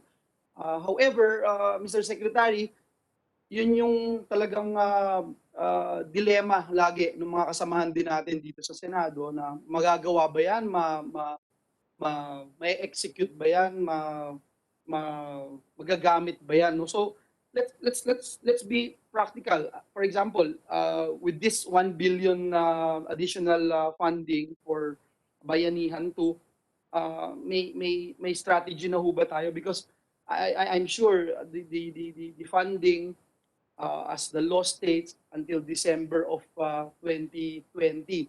Although I think we are all aware na as long as it's obligated before December 20, I think it's still okay. Please correct me if I'm wrong.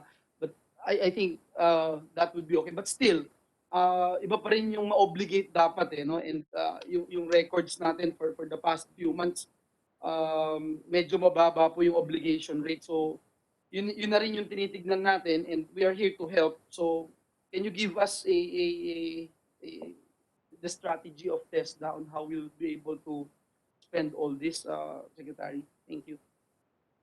Yes, Your Honor. For the strategy or the schemes for the additional fund of scholarship program for 2020 under the Bayanihan 2, we have the following considerations. Of course, the assistance, the assistance should benefit the entrepreneurs and the workers or the business enterprise in general. And then number two, the training assistance should be aligned with the skills needs, requirements, and nature of the business of the industry. Number three is customized training programs shall be developed if available training programs do not fit the needs of the enterprise. Number four, observance of all health and security protocols issued by the relevant authorities must be observed in the implementation of the program. So the type of training to be provided per target clientele for existing workers, training programs, skills and enhancement and new skills for improving productivity. Number two, product improvement, innovation, and diversification. And number three, development, enhancement of essential and socio-emotional skills, such as problem solving, creativity skills, competencies that will be needed by the MSMEs due to new products, business diversification. And team leaders and line supervisors, training in supervised industry learning, for them to guide and monitor the training of the worker of enterprise-based and training co-production methodology. In this way, the MSME is assisted not only in skills training, but also in the business side. This will be done by allowing the following cost items in the project proposal. And these are cost of training, supplies and equipment, cost of utilities, learning materials, training allowance, and training honoraria. Secretary, if I may, no, ang gusto natin malaman, Secretary, yung strategy for Bayanihan 2, no? Dun sa Bayanihan 2, the additional funding of 1 billion specifically for training for work scholarship program, and STEP, yung sa special training for employment program, which is basically ang pinaka ang essence nitong program na to is community based, and then after you train, you give out toolkits. So perhaps mas matutulungan namin kayo, Secretary, if you would give us, for example, breakdown on as to how much will be allotted for STEP, how much will be allotted for TWSP. Kasi yung TWSP ba may space pa dun sa capacity building. When you talk about capacity ng mga schools natin, TTIs and the private schools, ano ba yung target scholars natin ho dito? Because I think we're also running out of time dito sa pondo na ito, and then magka-catch up ulit yung 2021 for next year. So that's the concern of this representation.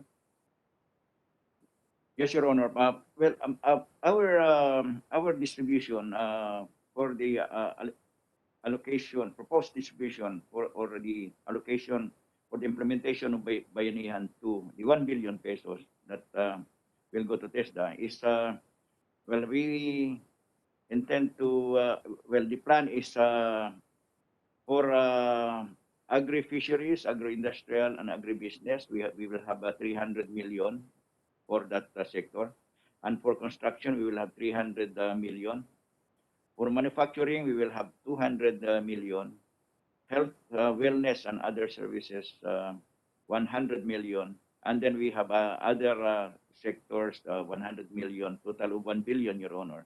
That is combination na po, Secretary, of TWSP and STEP. Yes, Your Honor. Okay. Yeah. Oh, what about if you distinguish which ones are part of the STEP program and the TWSP? Did you ask us about our preparation, Your Honor? Between Yes, TWSP?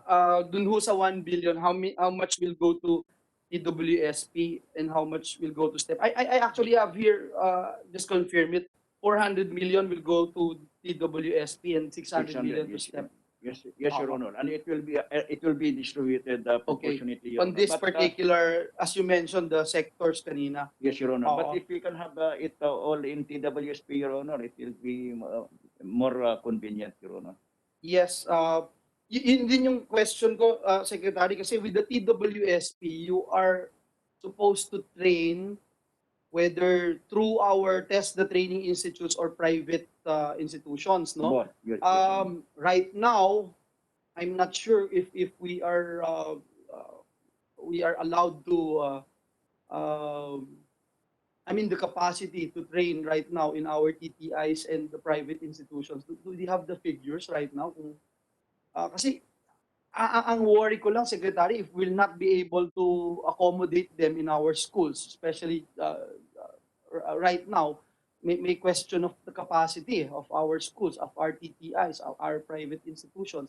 So kung ganon, pwede naman ho, I think yung batas natin sa bayanihan is flexible eh. Hindi naman sinabi doon na TWSP lang o hindi din sinabi doon na STEP lang. The good thing about the STEP or the Special Training for Employment Program is that after you train them, you'll be able to give them toolkits. And the good thing about this law is that you're exempted, I think, no, dun sa procurement process, no, para mas madaling mabilhan ng toolkits yung ating mga kababayan, because in the past I recall the secretary would confirm, in the past nagkaroon tayo ng problema dyan sa procurement.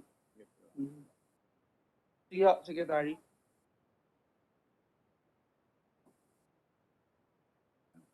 Thank you, Your Honor.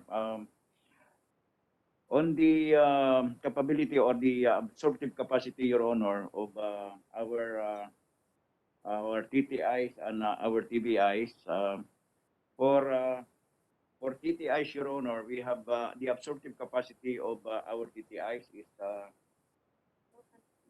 is 212,288, and our TBIs, the absorptive capacity will have a total of about 800,000, Your Honor, and a total of 1,053,523. I think we can absorb, Your Honor. Okay, that's good to note, Secretary, which means we'll be able to utilize these funds, and I don't see any reason why we're not gonna be able to implement itong Bayanihan 2 fund of 1 billion pesos for TESDA scholarship. Now, we go to another part of Bayanihan 2. there's a 300 million pesos na allotment for the education sector, which means covered po yung TESDA dyan, no? DepEd and CHED. For the teachers, for the training instructors, yung mga nawalan ng trabaho, yung mga nangangailangan ng ayuda. Siguro sa TESDA Training Institutes, wala masyado, I hope, no? But in the private sector, baka meron.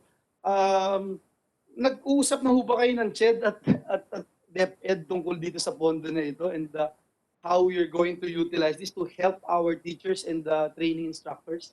We have Your Honor, we have a scheduled meeting on Friday, next Friday, Your Honor. This Friday. TESDA, yes, DepEd and CHED. Thank And you. we will take that up, Your Honor. You're gonna take that up yung sa teachers. Are you also going to take up the students? Because there's also another item here which amount to 600 million for the students naman. So kasama yan sa agenda ho ninyo. Do you Yes, have Your any Honor. Yes. idea how it's going to be? Kasi alam nyo, bias ako sa TESDA eh. Lagi na lang CHED at DepEd ang napag-uusapan when you talk about education sector. Para daw tayong Trinity. Yung Diyos Ama, Diyos Anak at ang TESDA yung Espiritu Santo. Parang hindi masyadong napapansin yung Holy Spirit pero napaka-importante. We will take that up also, Your Honor. We will bring that up during that meeting. Well, thank you, Secretary. Now let's move forward, no. If we talk about well, teka, yung dun sa Bayanihan, tama ho ba ito, just to confirm, our target for the 1 billion pesos scholarship fund program would be 41,667 scholars. That's our Yes. target. Yes, Your Honor. Dun- 41,607. Yes. With that target, ano ho yung ginamit nating per capita cost dyan? 10,000 per course or 24,000? 24,000, Your Honor. So that's across the board, whether it's TWSP or STEP. Yes, okay. Your Honor. Yes, Okay, Your thank you. Thank you. Let's go to and talk about our target scholars, no, for this year.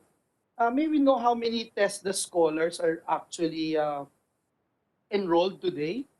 To date, how many TESDA scholars meron po tayo ang naka-enroll? Yes, Your Honor. May I request a while, Mr. Chair, we Sure. just look at our data. I will have a 1-minute suspension. Yes, Sige po. thank you. Thank you, Your Honor.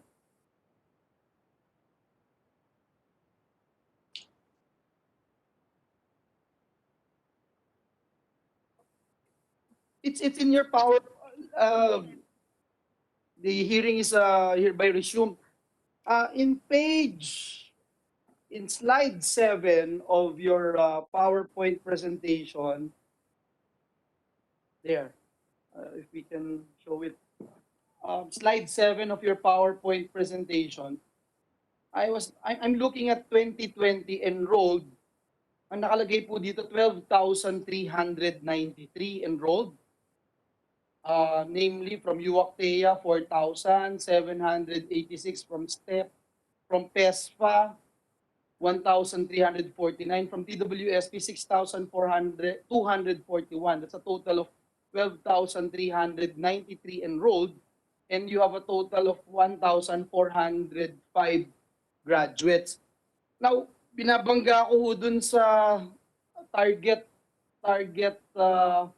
na 349,000. So it would appear that this would be about 5% of the total target, no? And right, But I won't ask him, Senator Todd. excuse me, So any other questions from the body? Senator Thank you. Amy, Thank you. Senator Amy, we can hear you. Thank you. So this is what we wanted to raise, Your Honor, distinguished Secretary. How do we catch up with this target, and do we adjust the target considering that right now I don't know if we'll be able to implement these programs, as you mentioned a while ago, with regard to the capacity of our TTIs and private institutions. siguro yung capacity na yon that was pre-COVID. Yes. So ngayon na may pandemya, paano ho yung gaano ho ito maapektuhan? So again, my main question is, are we going to adjust our targets? Because right now, as we speak, and as you forwarded to us in your presentation, this is only 5% of the total target na ng ating scholarship program. Secretary, please. Yes, Your Honor. Well, the reason why we have this the number of graduates, this is below what is expected because of the COVID situation. But we have a big number of enrollment, and as soon as the community quarantine condition will improve, and we can start training. In fact, in provinces, Your Honor, we already have started training in other provinces. And we use this flexible learning modality. So while we have this community quarantine situation, we have the online training going on. Hybrid ba yan, sir? O Yes, Your Honor. purely online? Hybrid. This is a hybrid, Your Honor. The flexible, it's online and face-to-face, Your Honor. Perhaps, Secretary, we can ask for from that data that you mentioned of the capacity of our TESDA training institutions and private institutions, yung pre-COVID tsaka yung ngayon, ilan yung, I'm sure bababa ho yun eh, yung capacity, no? Ilan yung po pwede ma-accommodate. With that, makikita natin kung may implement natin yan, no? At the same time, I think malaki yung factor na ng private institutions participation. I remember when I was with TESDA, I think 90, if I'm not mistaken, 90% of institutions offering TVET comes from the private sector. I don't know the percentage right now. Would you give us if you have the exact figures, how many TVET institutions are there in the country, and how many are in the private sector, Your Honor? Yes, Your Honor. Well, with the permission of the chair, I will look at our data. But the percentage that the ratio of the percentage of the private TBI to that of TTIs, it's 86 to 24, Your Honor. 86% ang the private TBI and 24% ang 24% ang TTIs. ang TTIs natin. Yeah, How many TTIs do we have now? We have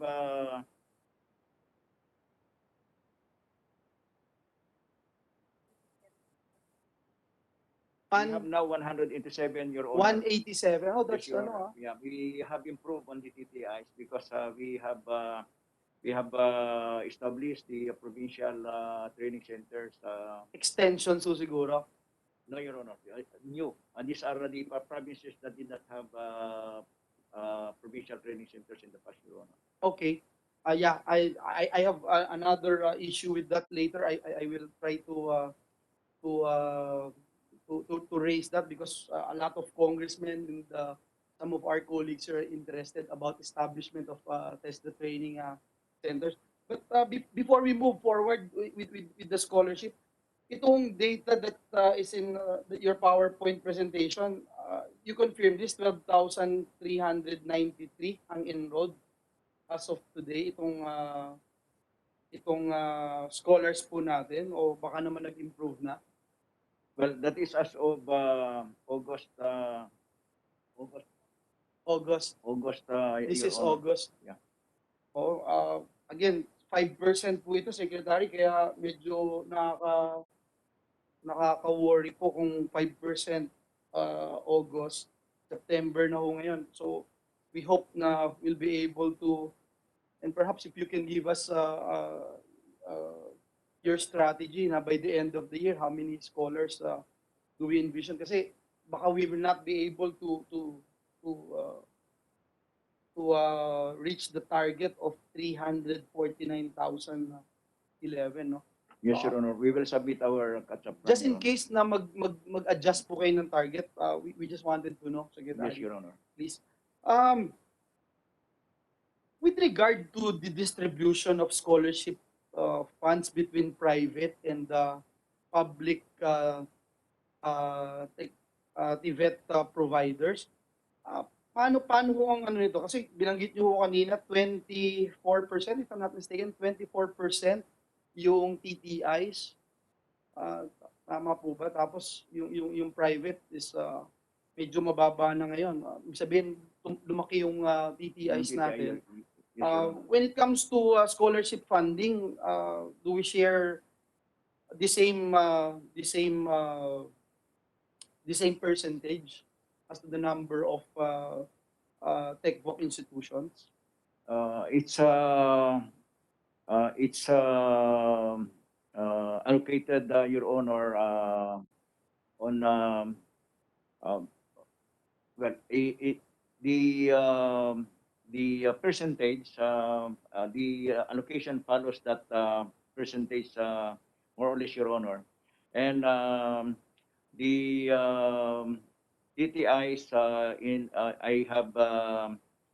have given directive that they should be given full absorptive capacity. So in other words, that's 24%, Your Honor. And I have no problems with that, Secretary. I'm sure we want to maximize our TESDA training institutions. However, it is a fact that overwhelmingly, even if you're talking about 24%, ang laki pa rin ng percentage that is in the private sector, and it's important that we partner with the private sector. And I raised that, Secretary, because I've been getting a lot of letters. For example, I just want to put this on record.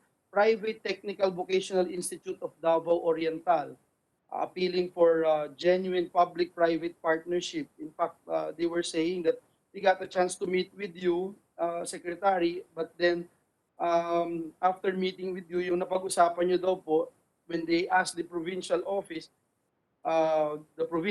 says there's no such policy. Another letter that I got is from Pangasinan Alliance of Private Technical Vocational Schools, with regard again to scholarship funds. No, I just want to raise this and put on record for the secretary's attention, and I hope that we'll be able to maximize our partnership with the private tech book institutions. I just want to put that on record. Now, Mr. Secretary, talk about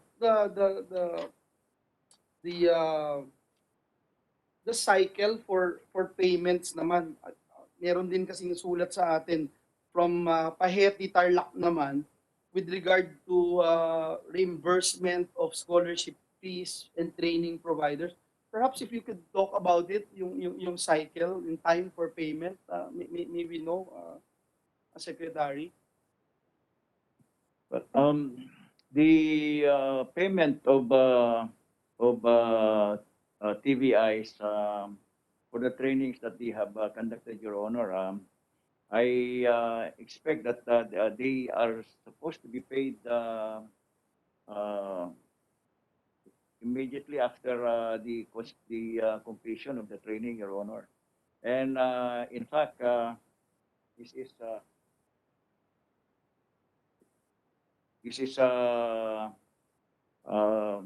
emphasis that I've been giving to the regional directors. If there was a time that Of course, Secretary, there has to be training and then assessment. Yes, Your Honor. And then after that, that's the only time, no? Yes, the payment, Perhaps just to put it on record, when the training is over, assessment is done, how long does it take for the office to finish and kasi we were told na there's a new set of rules. I don't know. Just to clarify this, Secretary. Well, we have a policy that in the processing of vouchers for the scholarship. It's supposed to be 3 days at the province, 3 days at the province, 3 days at the region. 3 days in the province, 3 days in the region. and 1 day in the central office. Your Honor. Okay, 3 days pa rin in central, 7 days. pwede pa rin. Yes, yes, So yes, it's Your Honor. not gonna take 2 weeks, Secretary, no? Yes, After no, it will not take 2 weeks if it's properly done, Your Honor. Because it's supposed to be 7 days. In fact, there was a time when they say that it is delayed because I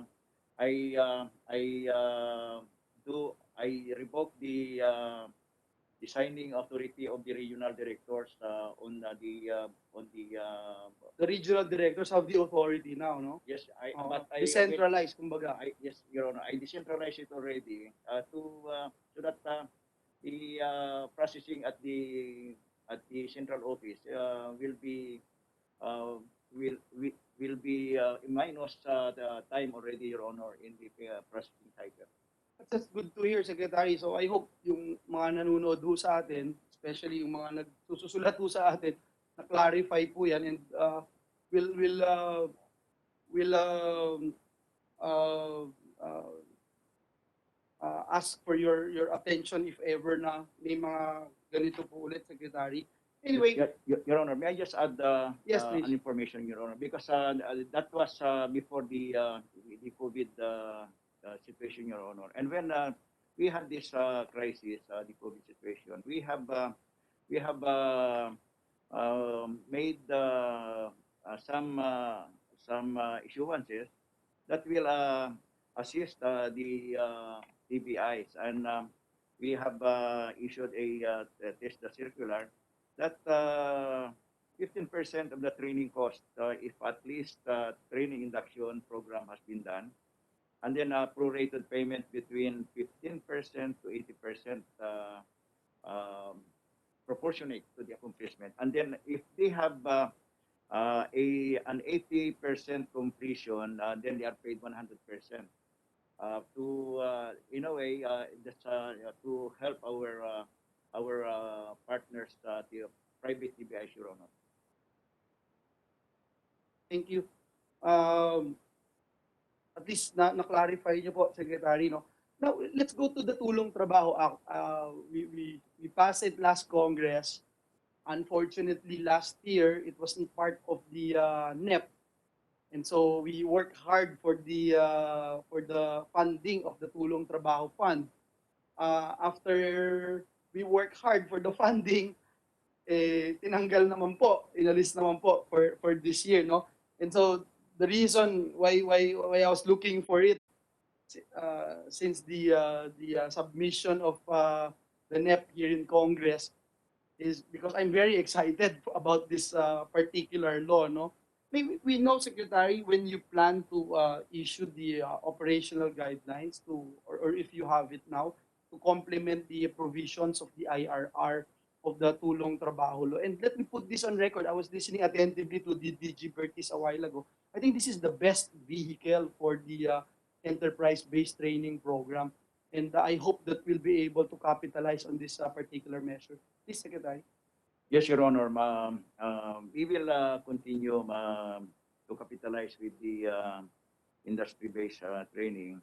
And for the Tulong Trabaho Scholarship Program, Your Honor, this is how we plan to use the funds. And we have a breakdown here, a distribution, following the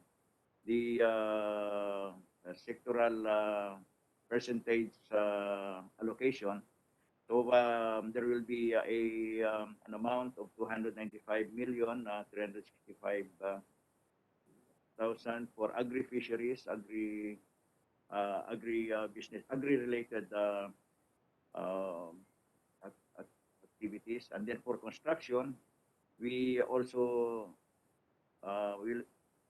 also allocate 295,365,000.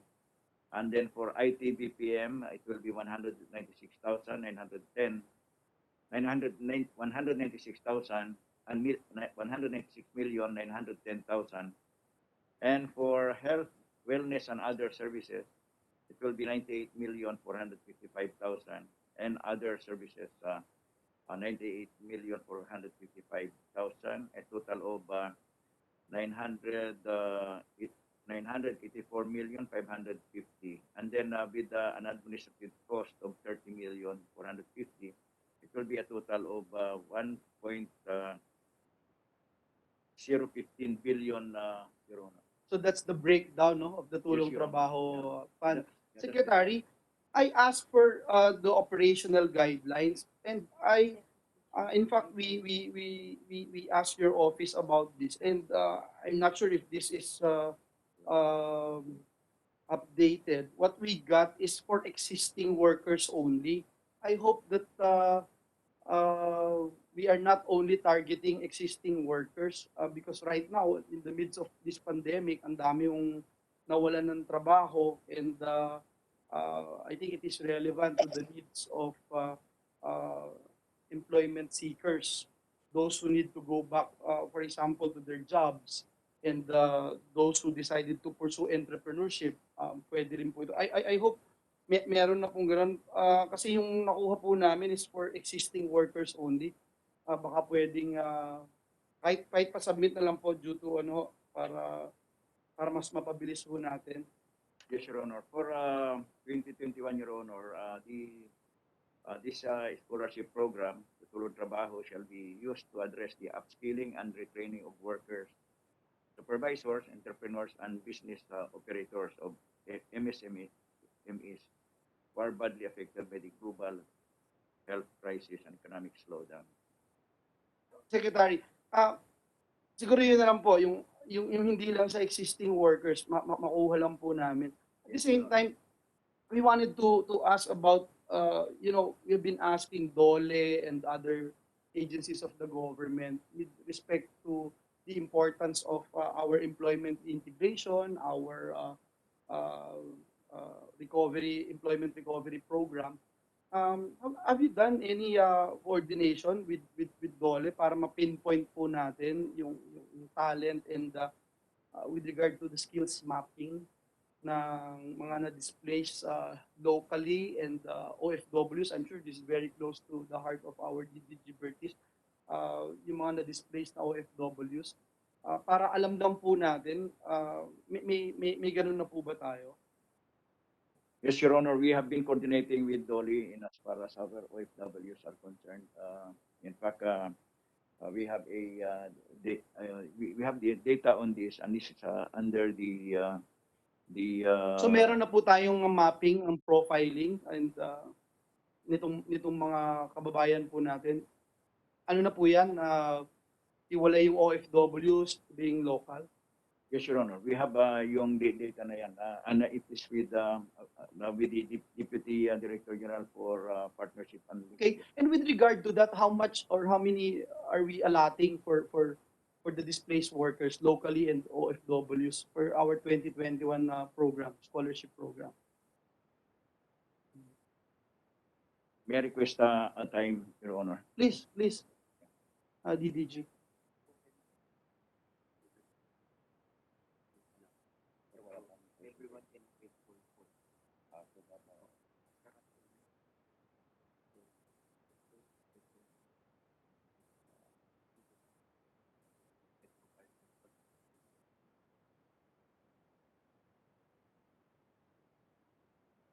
Your Please, Honor. Secretary. Yep.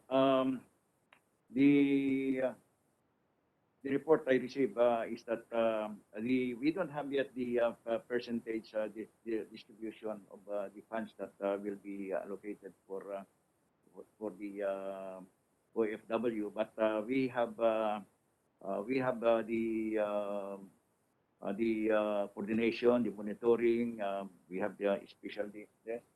And Meaning they are covered, Secretary. Yes, Your But my Honor. question is, do we have specific allotment? Ilan yung tina-target natin? Because, for example, in the Bayanihan law,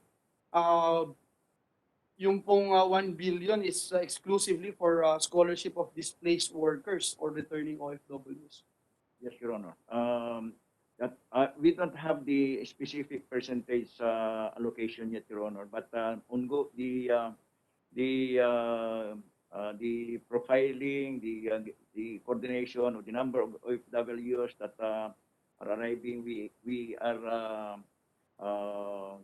they are now the subject Yeah, of siguro Secretary, kahit pa-submit na lang sa committee yung target natin for displaced workers Yes, Your Honor. locally tsaka yung OFWs, no? Kasi importante na ma-specify natin ano talaga yung target po natin. In my experience before, Secretary, pag may umuwi na OFWs, ang kadalasan gusto nila makabalik agad, Secretary.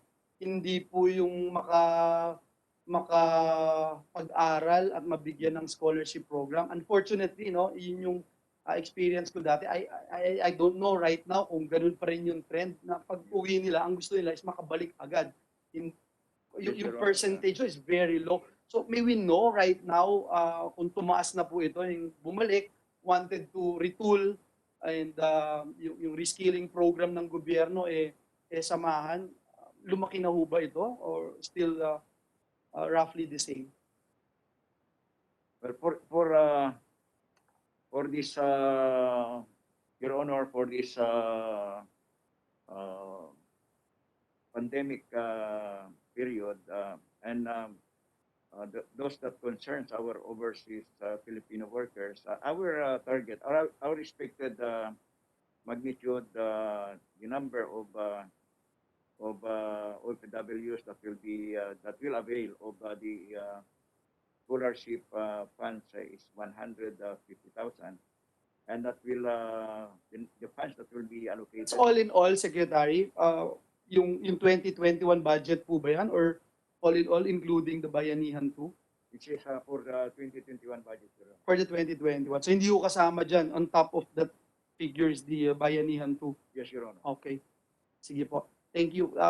Pasubmit na lang din po niyan, Secretary. Yes, Your Honor. Secretary, what about for construction sector? For 2020, parang 1.975 billion or 30% of the scholarship funds as part of your presentation noon is allotted for the construction sector. And I have no problems with this, especially with the Build program of this administration. May we know the update on this and how many scholars are actually enrolled in construction courses? I think another senator is interested on this figure. May I request a time, Your Honor? Okay, we suspend for a minute.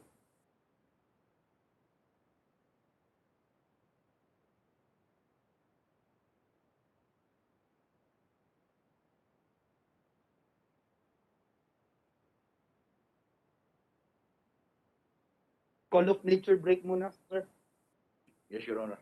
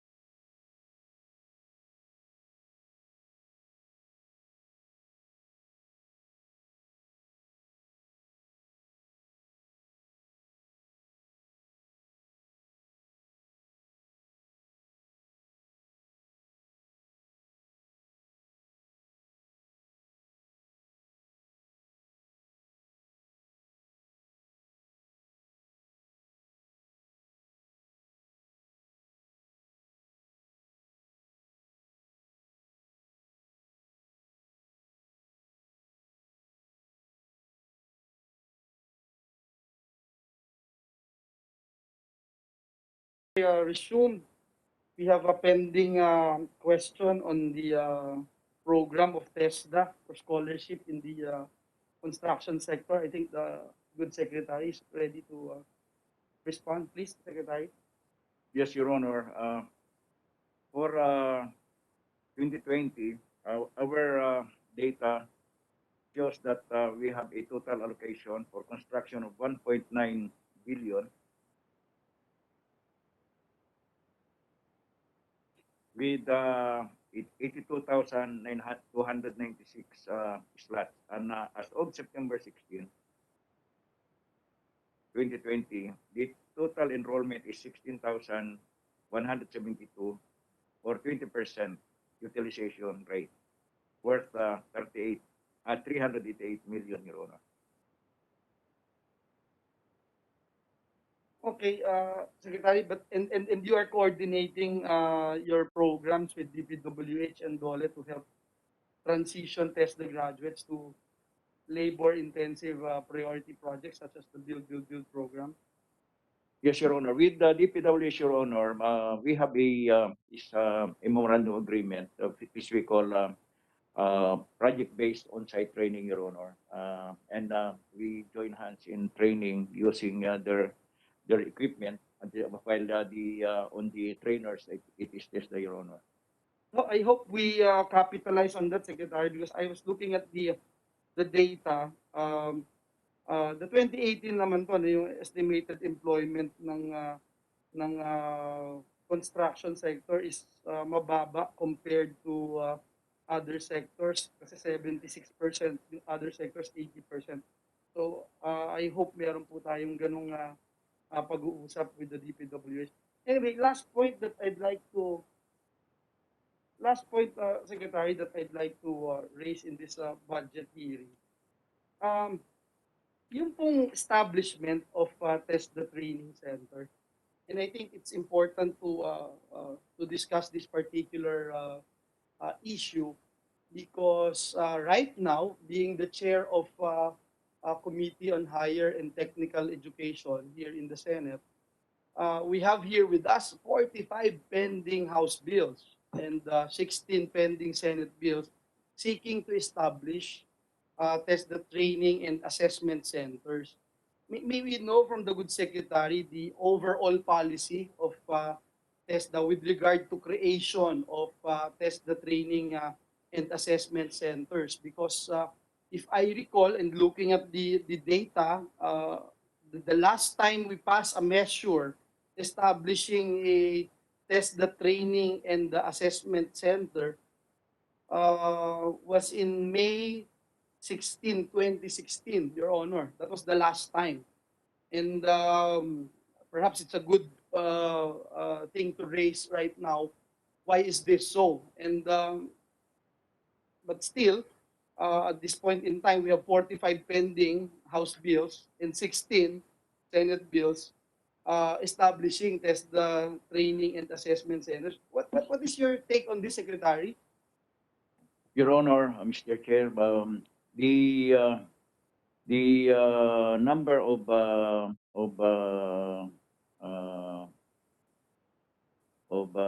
training centers that our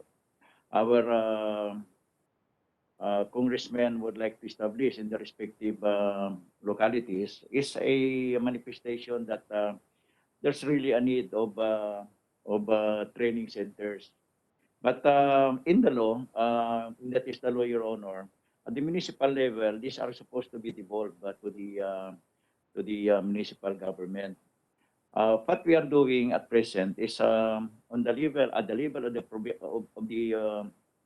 provinces, provincial level, we established these training centers, which I recommended to the president and in accordance with the EO 70, that the implementation of EO 70 at the provincial level because of the priority barangays that has to be addressed. So we need a training arm of the provincial level, Your Honor. And those are the ones that we have established. In fact, we have now provided a 7-man team manpower complement of this provincial training centers, and it's just up to that level, Your Honor. But To cut the story short, Secretary, that is the policy right now, not to support any measure to establish. yes, Your Honor. When you talk about establishment, no, because I was reading the briefer of the Legislative Research and Monitoring Office, and specified and mandates the function of TESDA. And let me just read this for the record. Among others, TESDA is expected to devolve training functions to local governments and formulate manpower and skill standards, and test, coordinates, and monitor manpower policies and programs, and provides policy directions for resource allocation. So, to cut the story short, TESDA is supposed to or expected to devolve this TESDA training institutes. No, in section 29 of the charter of the Technical Education and Skills Development Act of 94, RA 7796, devolution of TESDA's training function to local government. In establishing the delivery system provided for in the pending section, the authority shall formulate, implement, and finance a specific plan to develop the capability of local government units to assume, ultimately, the responsibility for effectively providing community-based technical education and skilled development opportunities, provided, however, that there shall be formulated and implemented an effective and timely retraining of TESDA personnel that would be affected by the devolution to ensure they're being retained if the concerned local government units would not be able to absorb them. Uh, right now, Mr. Secretary, you made mention that we have 187 TESDA Training Institute. In 2017, I recall, it's only about 121 TESDA Training Institute. So I'm looking at the figures, it increased to about 66 TESDA training institutes in just 3 years. Bakit po ito? Bakit po ganito kung ang idea is to devolve, bakit nag-i-increase, and ano ho ang policy natin talaga dito para lang ho ma-clarify natin, Secretary? Well, yes, Your Honor. The direction, Your Honor, in as far as TESDA is concerned, we establish training centers at the provincial level only, Your Honor. But when it comes to the municipal level, we help them train. We help them establish and train, and but this will be manned by the local government units. For example, those that were established by Senator Subiri. Senator Subiri has constructed practically training centers in the municipalities, Your Honor. And then, but it is manned by the local government unit, but we train. We train them, help them establish. So you mean to say you give technical expertise, but you don't finance the budget of the training center that the local government is implementing? Yes, Your Honor. But we provide them scholarship, Your Honor. Yes. Okay, so that is the policy. Just to be clear, Secretary, no, because Yes, Your Honor. again, looking at the data, the last time we passed a Republic Act establishing a TESDA training center or with assessment center was in May 2016. And so that has been your policy also, Secretary, adhering to the mandate of TESDA. But anyway, am I correct, Secretary? Yes, sir. Okay. And with regard to this, that TESDA is expected to devolve, have we ever meron na po bang na-devolve out of our PPIs for the past 2-3 years, Secretary? No, no, Your Honor. We have not devolved any because I feel that our provincial offices need a training arm to extend the training assistance in their areas of responsibilities, especially in the hinterland.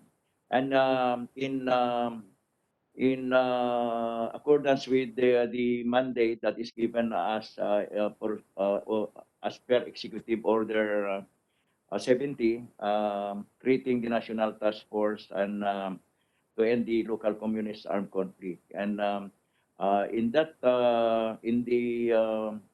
provision of delivery of development projects in the priority barangays, these are the barangays, Your Honor, that were controlled or under the influence of the CPP in PA before, that were cleared by the military, and should be followed by a development project, and TESDA is one of them.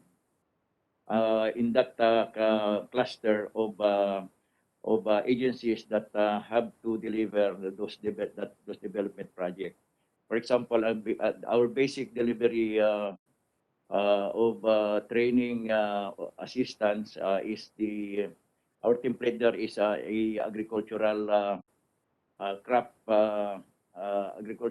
production in situ, and that will make the IP community self-sufficient in food, and then they even have extra and make a income out of it, and their lives are improved. And if this is felt by the IP communities, this is something that they have been looking for a long time.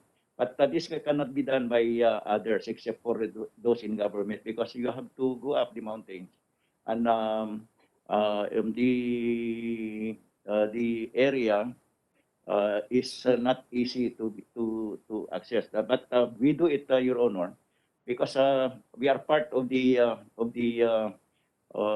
cluster that has to deliver these basic services. Yeah, thank you, Secretary. So, ang ano niyo po is, instead na magbasa ng batas, the best way to do it is partner with TESDA, yung LGU. Yes, Your Honor. Yes.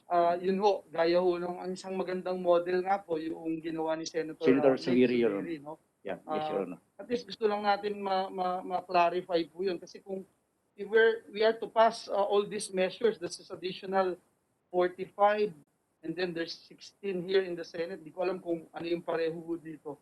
Babaha po ng TESDA training centers, and I don't know if you'll be able to allot funds and budget for this particular training center. Yung tanong natin kanina, hindi tayo maka-devolve. Perhaps it is because there are no takers also, dahil ang hirap po talaga mag-maintain Yes, ng Your Honor. isang training, TESDA training center, no? And this is also a dilemma nung time na nariyan din po ako sa TESDA. So perhaps we can also think about it kung if we wanted to increase the number of TESDA training institutions, then we have to modify or amend the charter of TESDA, because that is really the charter that we are expected to devolve the training functions to local government units. But unfortunately nga, kung walang takers, mahirap. Kung may taker naman, the next election, natalo si mayor, si governor, Yeah. white elephant na yun dahil hindi po pondohan ng susunod na politiko. No? Yeah, So, that's right, Your ito Honor. yung dilemma, and I hope that is clear. Is there, if I may, are there any other member of the Senate who wish to ask questions before we close? Anyway, Secretary, thank you sa TESDA family, of course, Secretary La Peña, DDG Bertis, DDG Sarmiento, DDG Rose Ordaneta, and let me acknowledge my good friend DDG Luigi Kisumbing, who is also now joining us. And welcome to TESDA family. Ako pa nag-welcome no? Anyway, our landscape changed drastically when COVID-19 pandemic hit us in March. Tinataya po na 4.6 million Filipino ang kasalukuyang nawalan ng hanap buhay. Yan po yung ayon sa survey ng Philippine Statistics Authority this July. Given these changes, we are looking at TESDA to do its this share in helping our country deal with the new normal job market. Kaya po napakalaki nung tungkuling ginagampanan ng TESDA sa panahon natin ngayon. And yan yung mga in-echo ng ating mga kasamahan dito sa Senado, Senator Nancy, Senator Amy, Senator Bongo, Senator Villar, and the rest, no? Yung patuloy po ng paglaki ng TESDA budget, lumalaki rin yung hamon na gumastos po tayo ng mabilis at tama. And again, i-raise ko yung datos that was given to us by DBM. 3.6 billion pa po ang hindi nagagastos noong 2019. Most likely, nag-adjust na po ito dahil ang nireport kanina ni Secretary, less than 700 million yung unobligated. Pero kung inyo pong mamarapatin, mas malaki pa ho itong average budget ng TESDA for the past years. Nung nandun po ako, no, hindi ho ako lumalaki ng 3.4 billion the past years na nandun po tayo. So we really wanted to see the catch-up plan of TESDA with this funding. Masyadong mapa-scrutinize ang ating mga kasamahan dito sa Senado. And we put in a lot of support for the education sector. If you recall, itong Tulong Trabaho Fund, itong Bayanihan 2, not only did we work hard for the 1 billion scholarship funding, and thanks to our colleagues, especially Senator Sani Angara, who's the Chair of Finance, and then yung pong 300 million assistance para sa mga teachers, education sector, 600 million naman para sa mga nangangailangan nating estudyante. Patuloy po nating hinihikayat ang TESDA na suportahan din natin yung mga private institutions. And as mentioned earlier, Secretary, we have been getting a lot of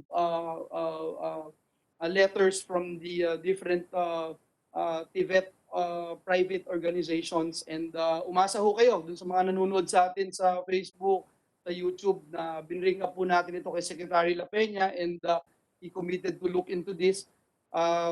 Na mapalakas at patuloy na ma-strengthen yung ugnayan sa private sector dahil ang private sector, sila yung bumubuo ng karamihan sa TVET sector. Look at the number of schools, 78-80% of training schools ng TVET sector ay nasa private sector. Kailangan po natin na tunay na makipagtulungan sa private sector para mas mapalawak natin yung pag-abot ng TESDA o ng TVET sector sa ating mga kababayan in the four corners of our society. Patuloy po natin sinusulong ang pagpopondo sa anumang pangangailangan ng TESDA. Alam niyo po yan, lagi kong binabanggit na bias ako dahil pinakamahal ko talagang ahensya at wala nang makapagbabago nun kundi ang ahensya ng TESDA. We saw with very own eyes, with our very own eyes how we change the lives of our people through TechVoc or through technical education and skills development. Kaya po habang tumataas ang budget ng TESDA, tumataas din po yung responsibility natin at yung challenges po sa atin na gamitin ito ng mabilis at tama, higit sa lahat matulungang maibangon ang ating mga kababayan para makaranas sila ng masaya at magandang pagbabago. So sa inyo pong lahat, marami pong salamat muli sa TESDA family.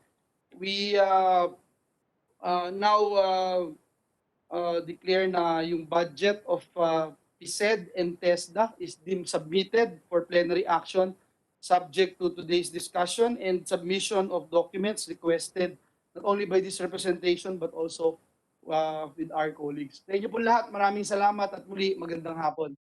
Thank you. This committee hearing, Subcommittee J of the Committee on Finance, is hereby suspended. Thank you, and God bless us all.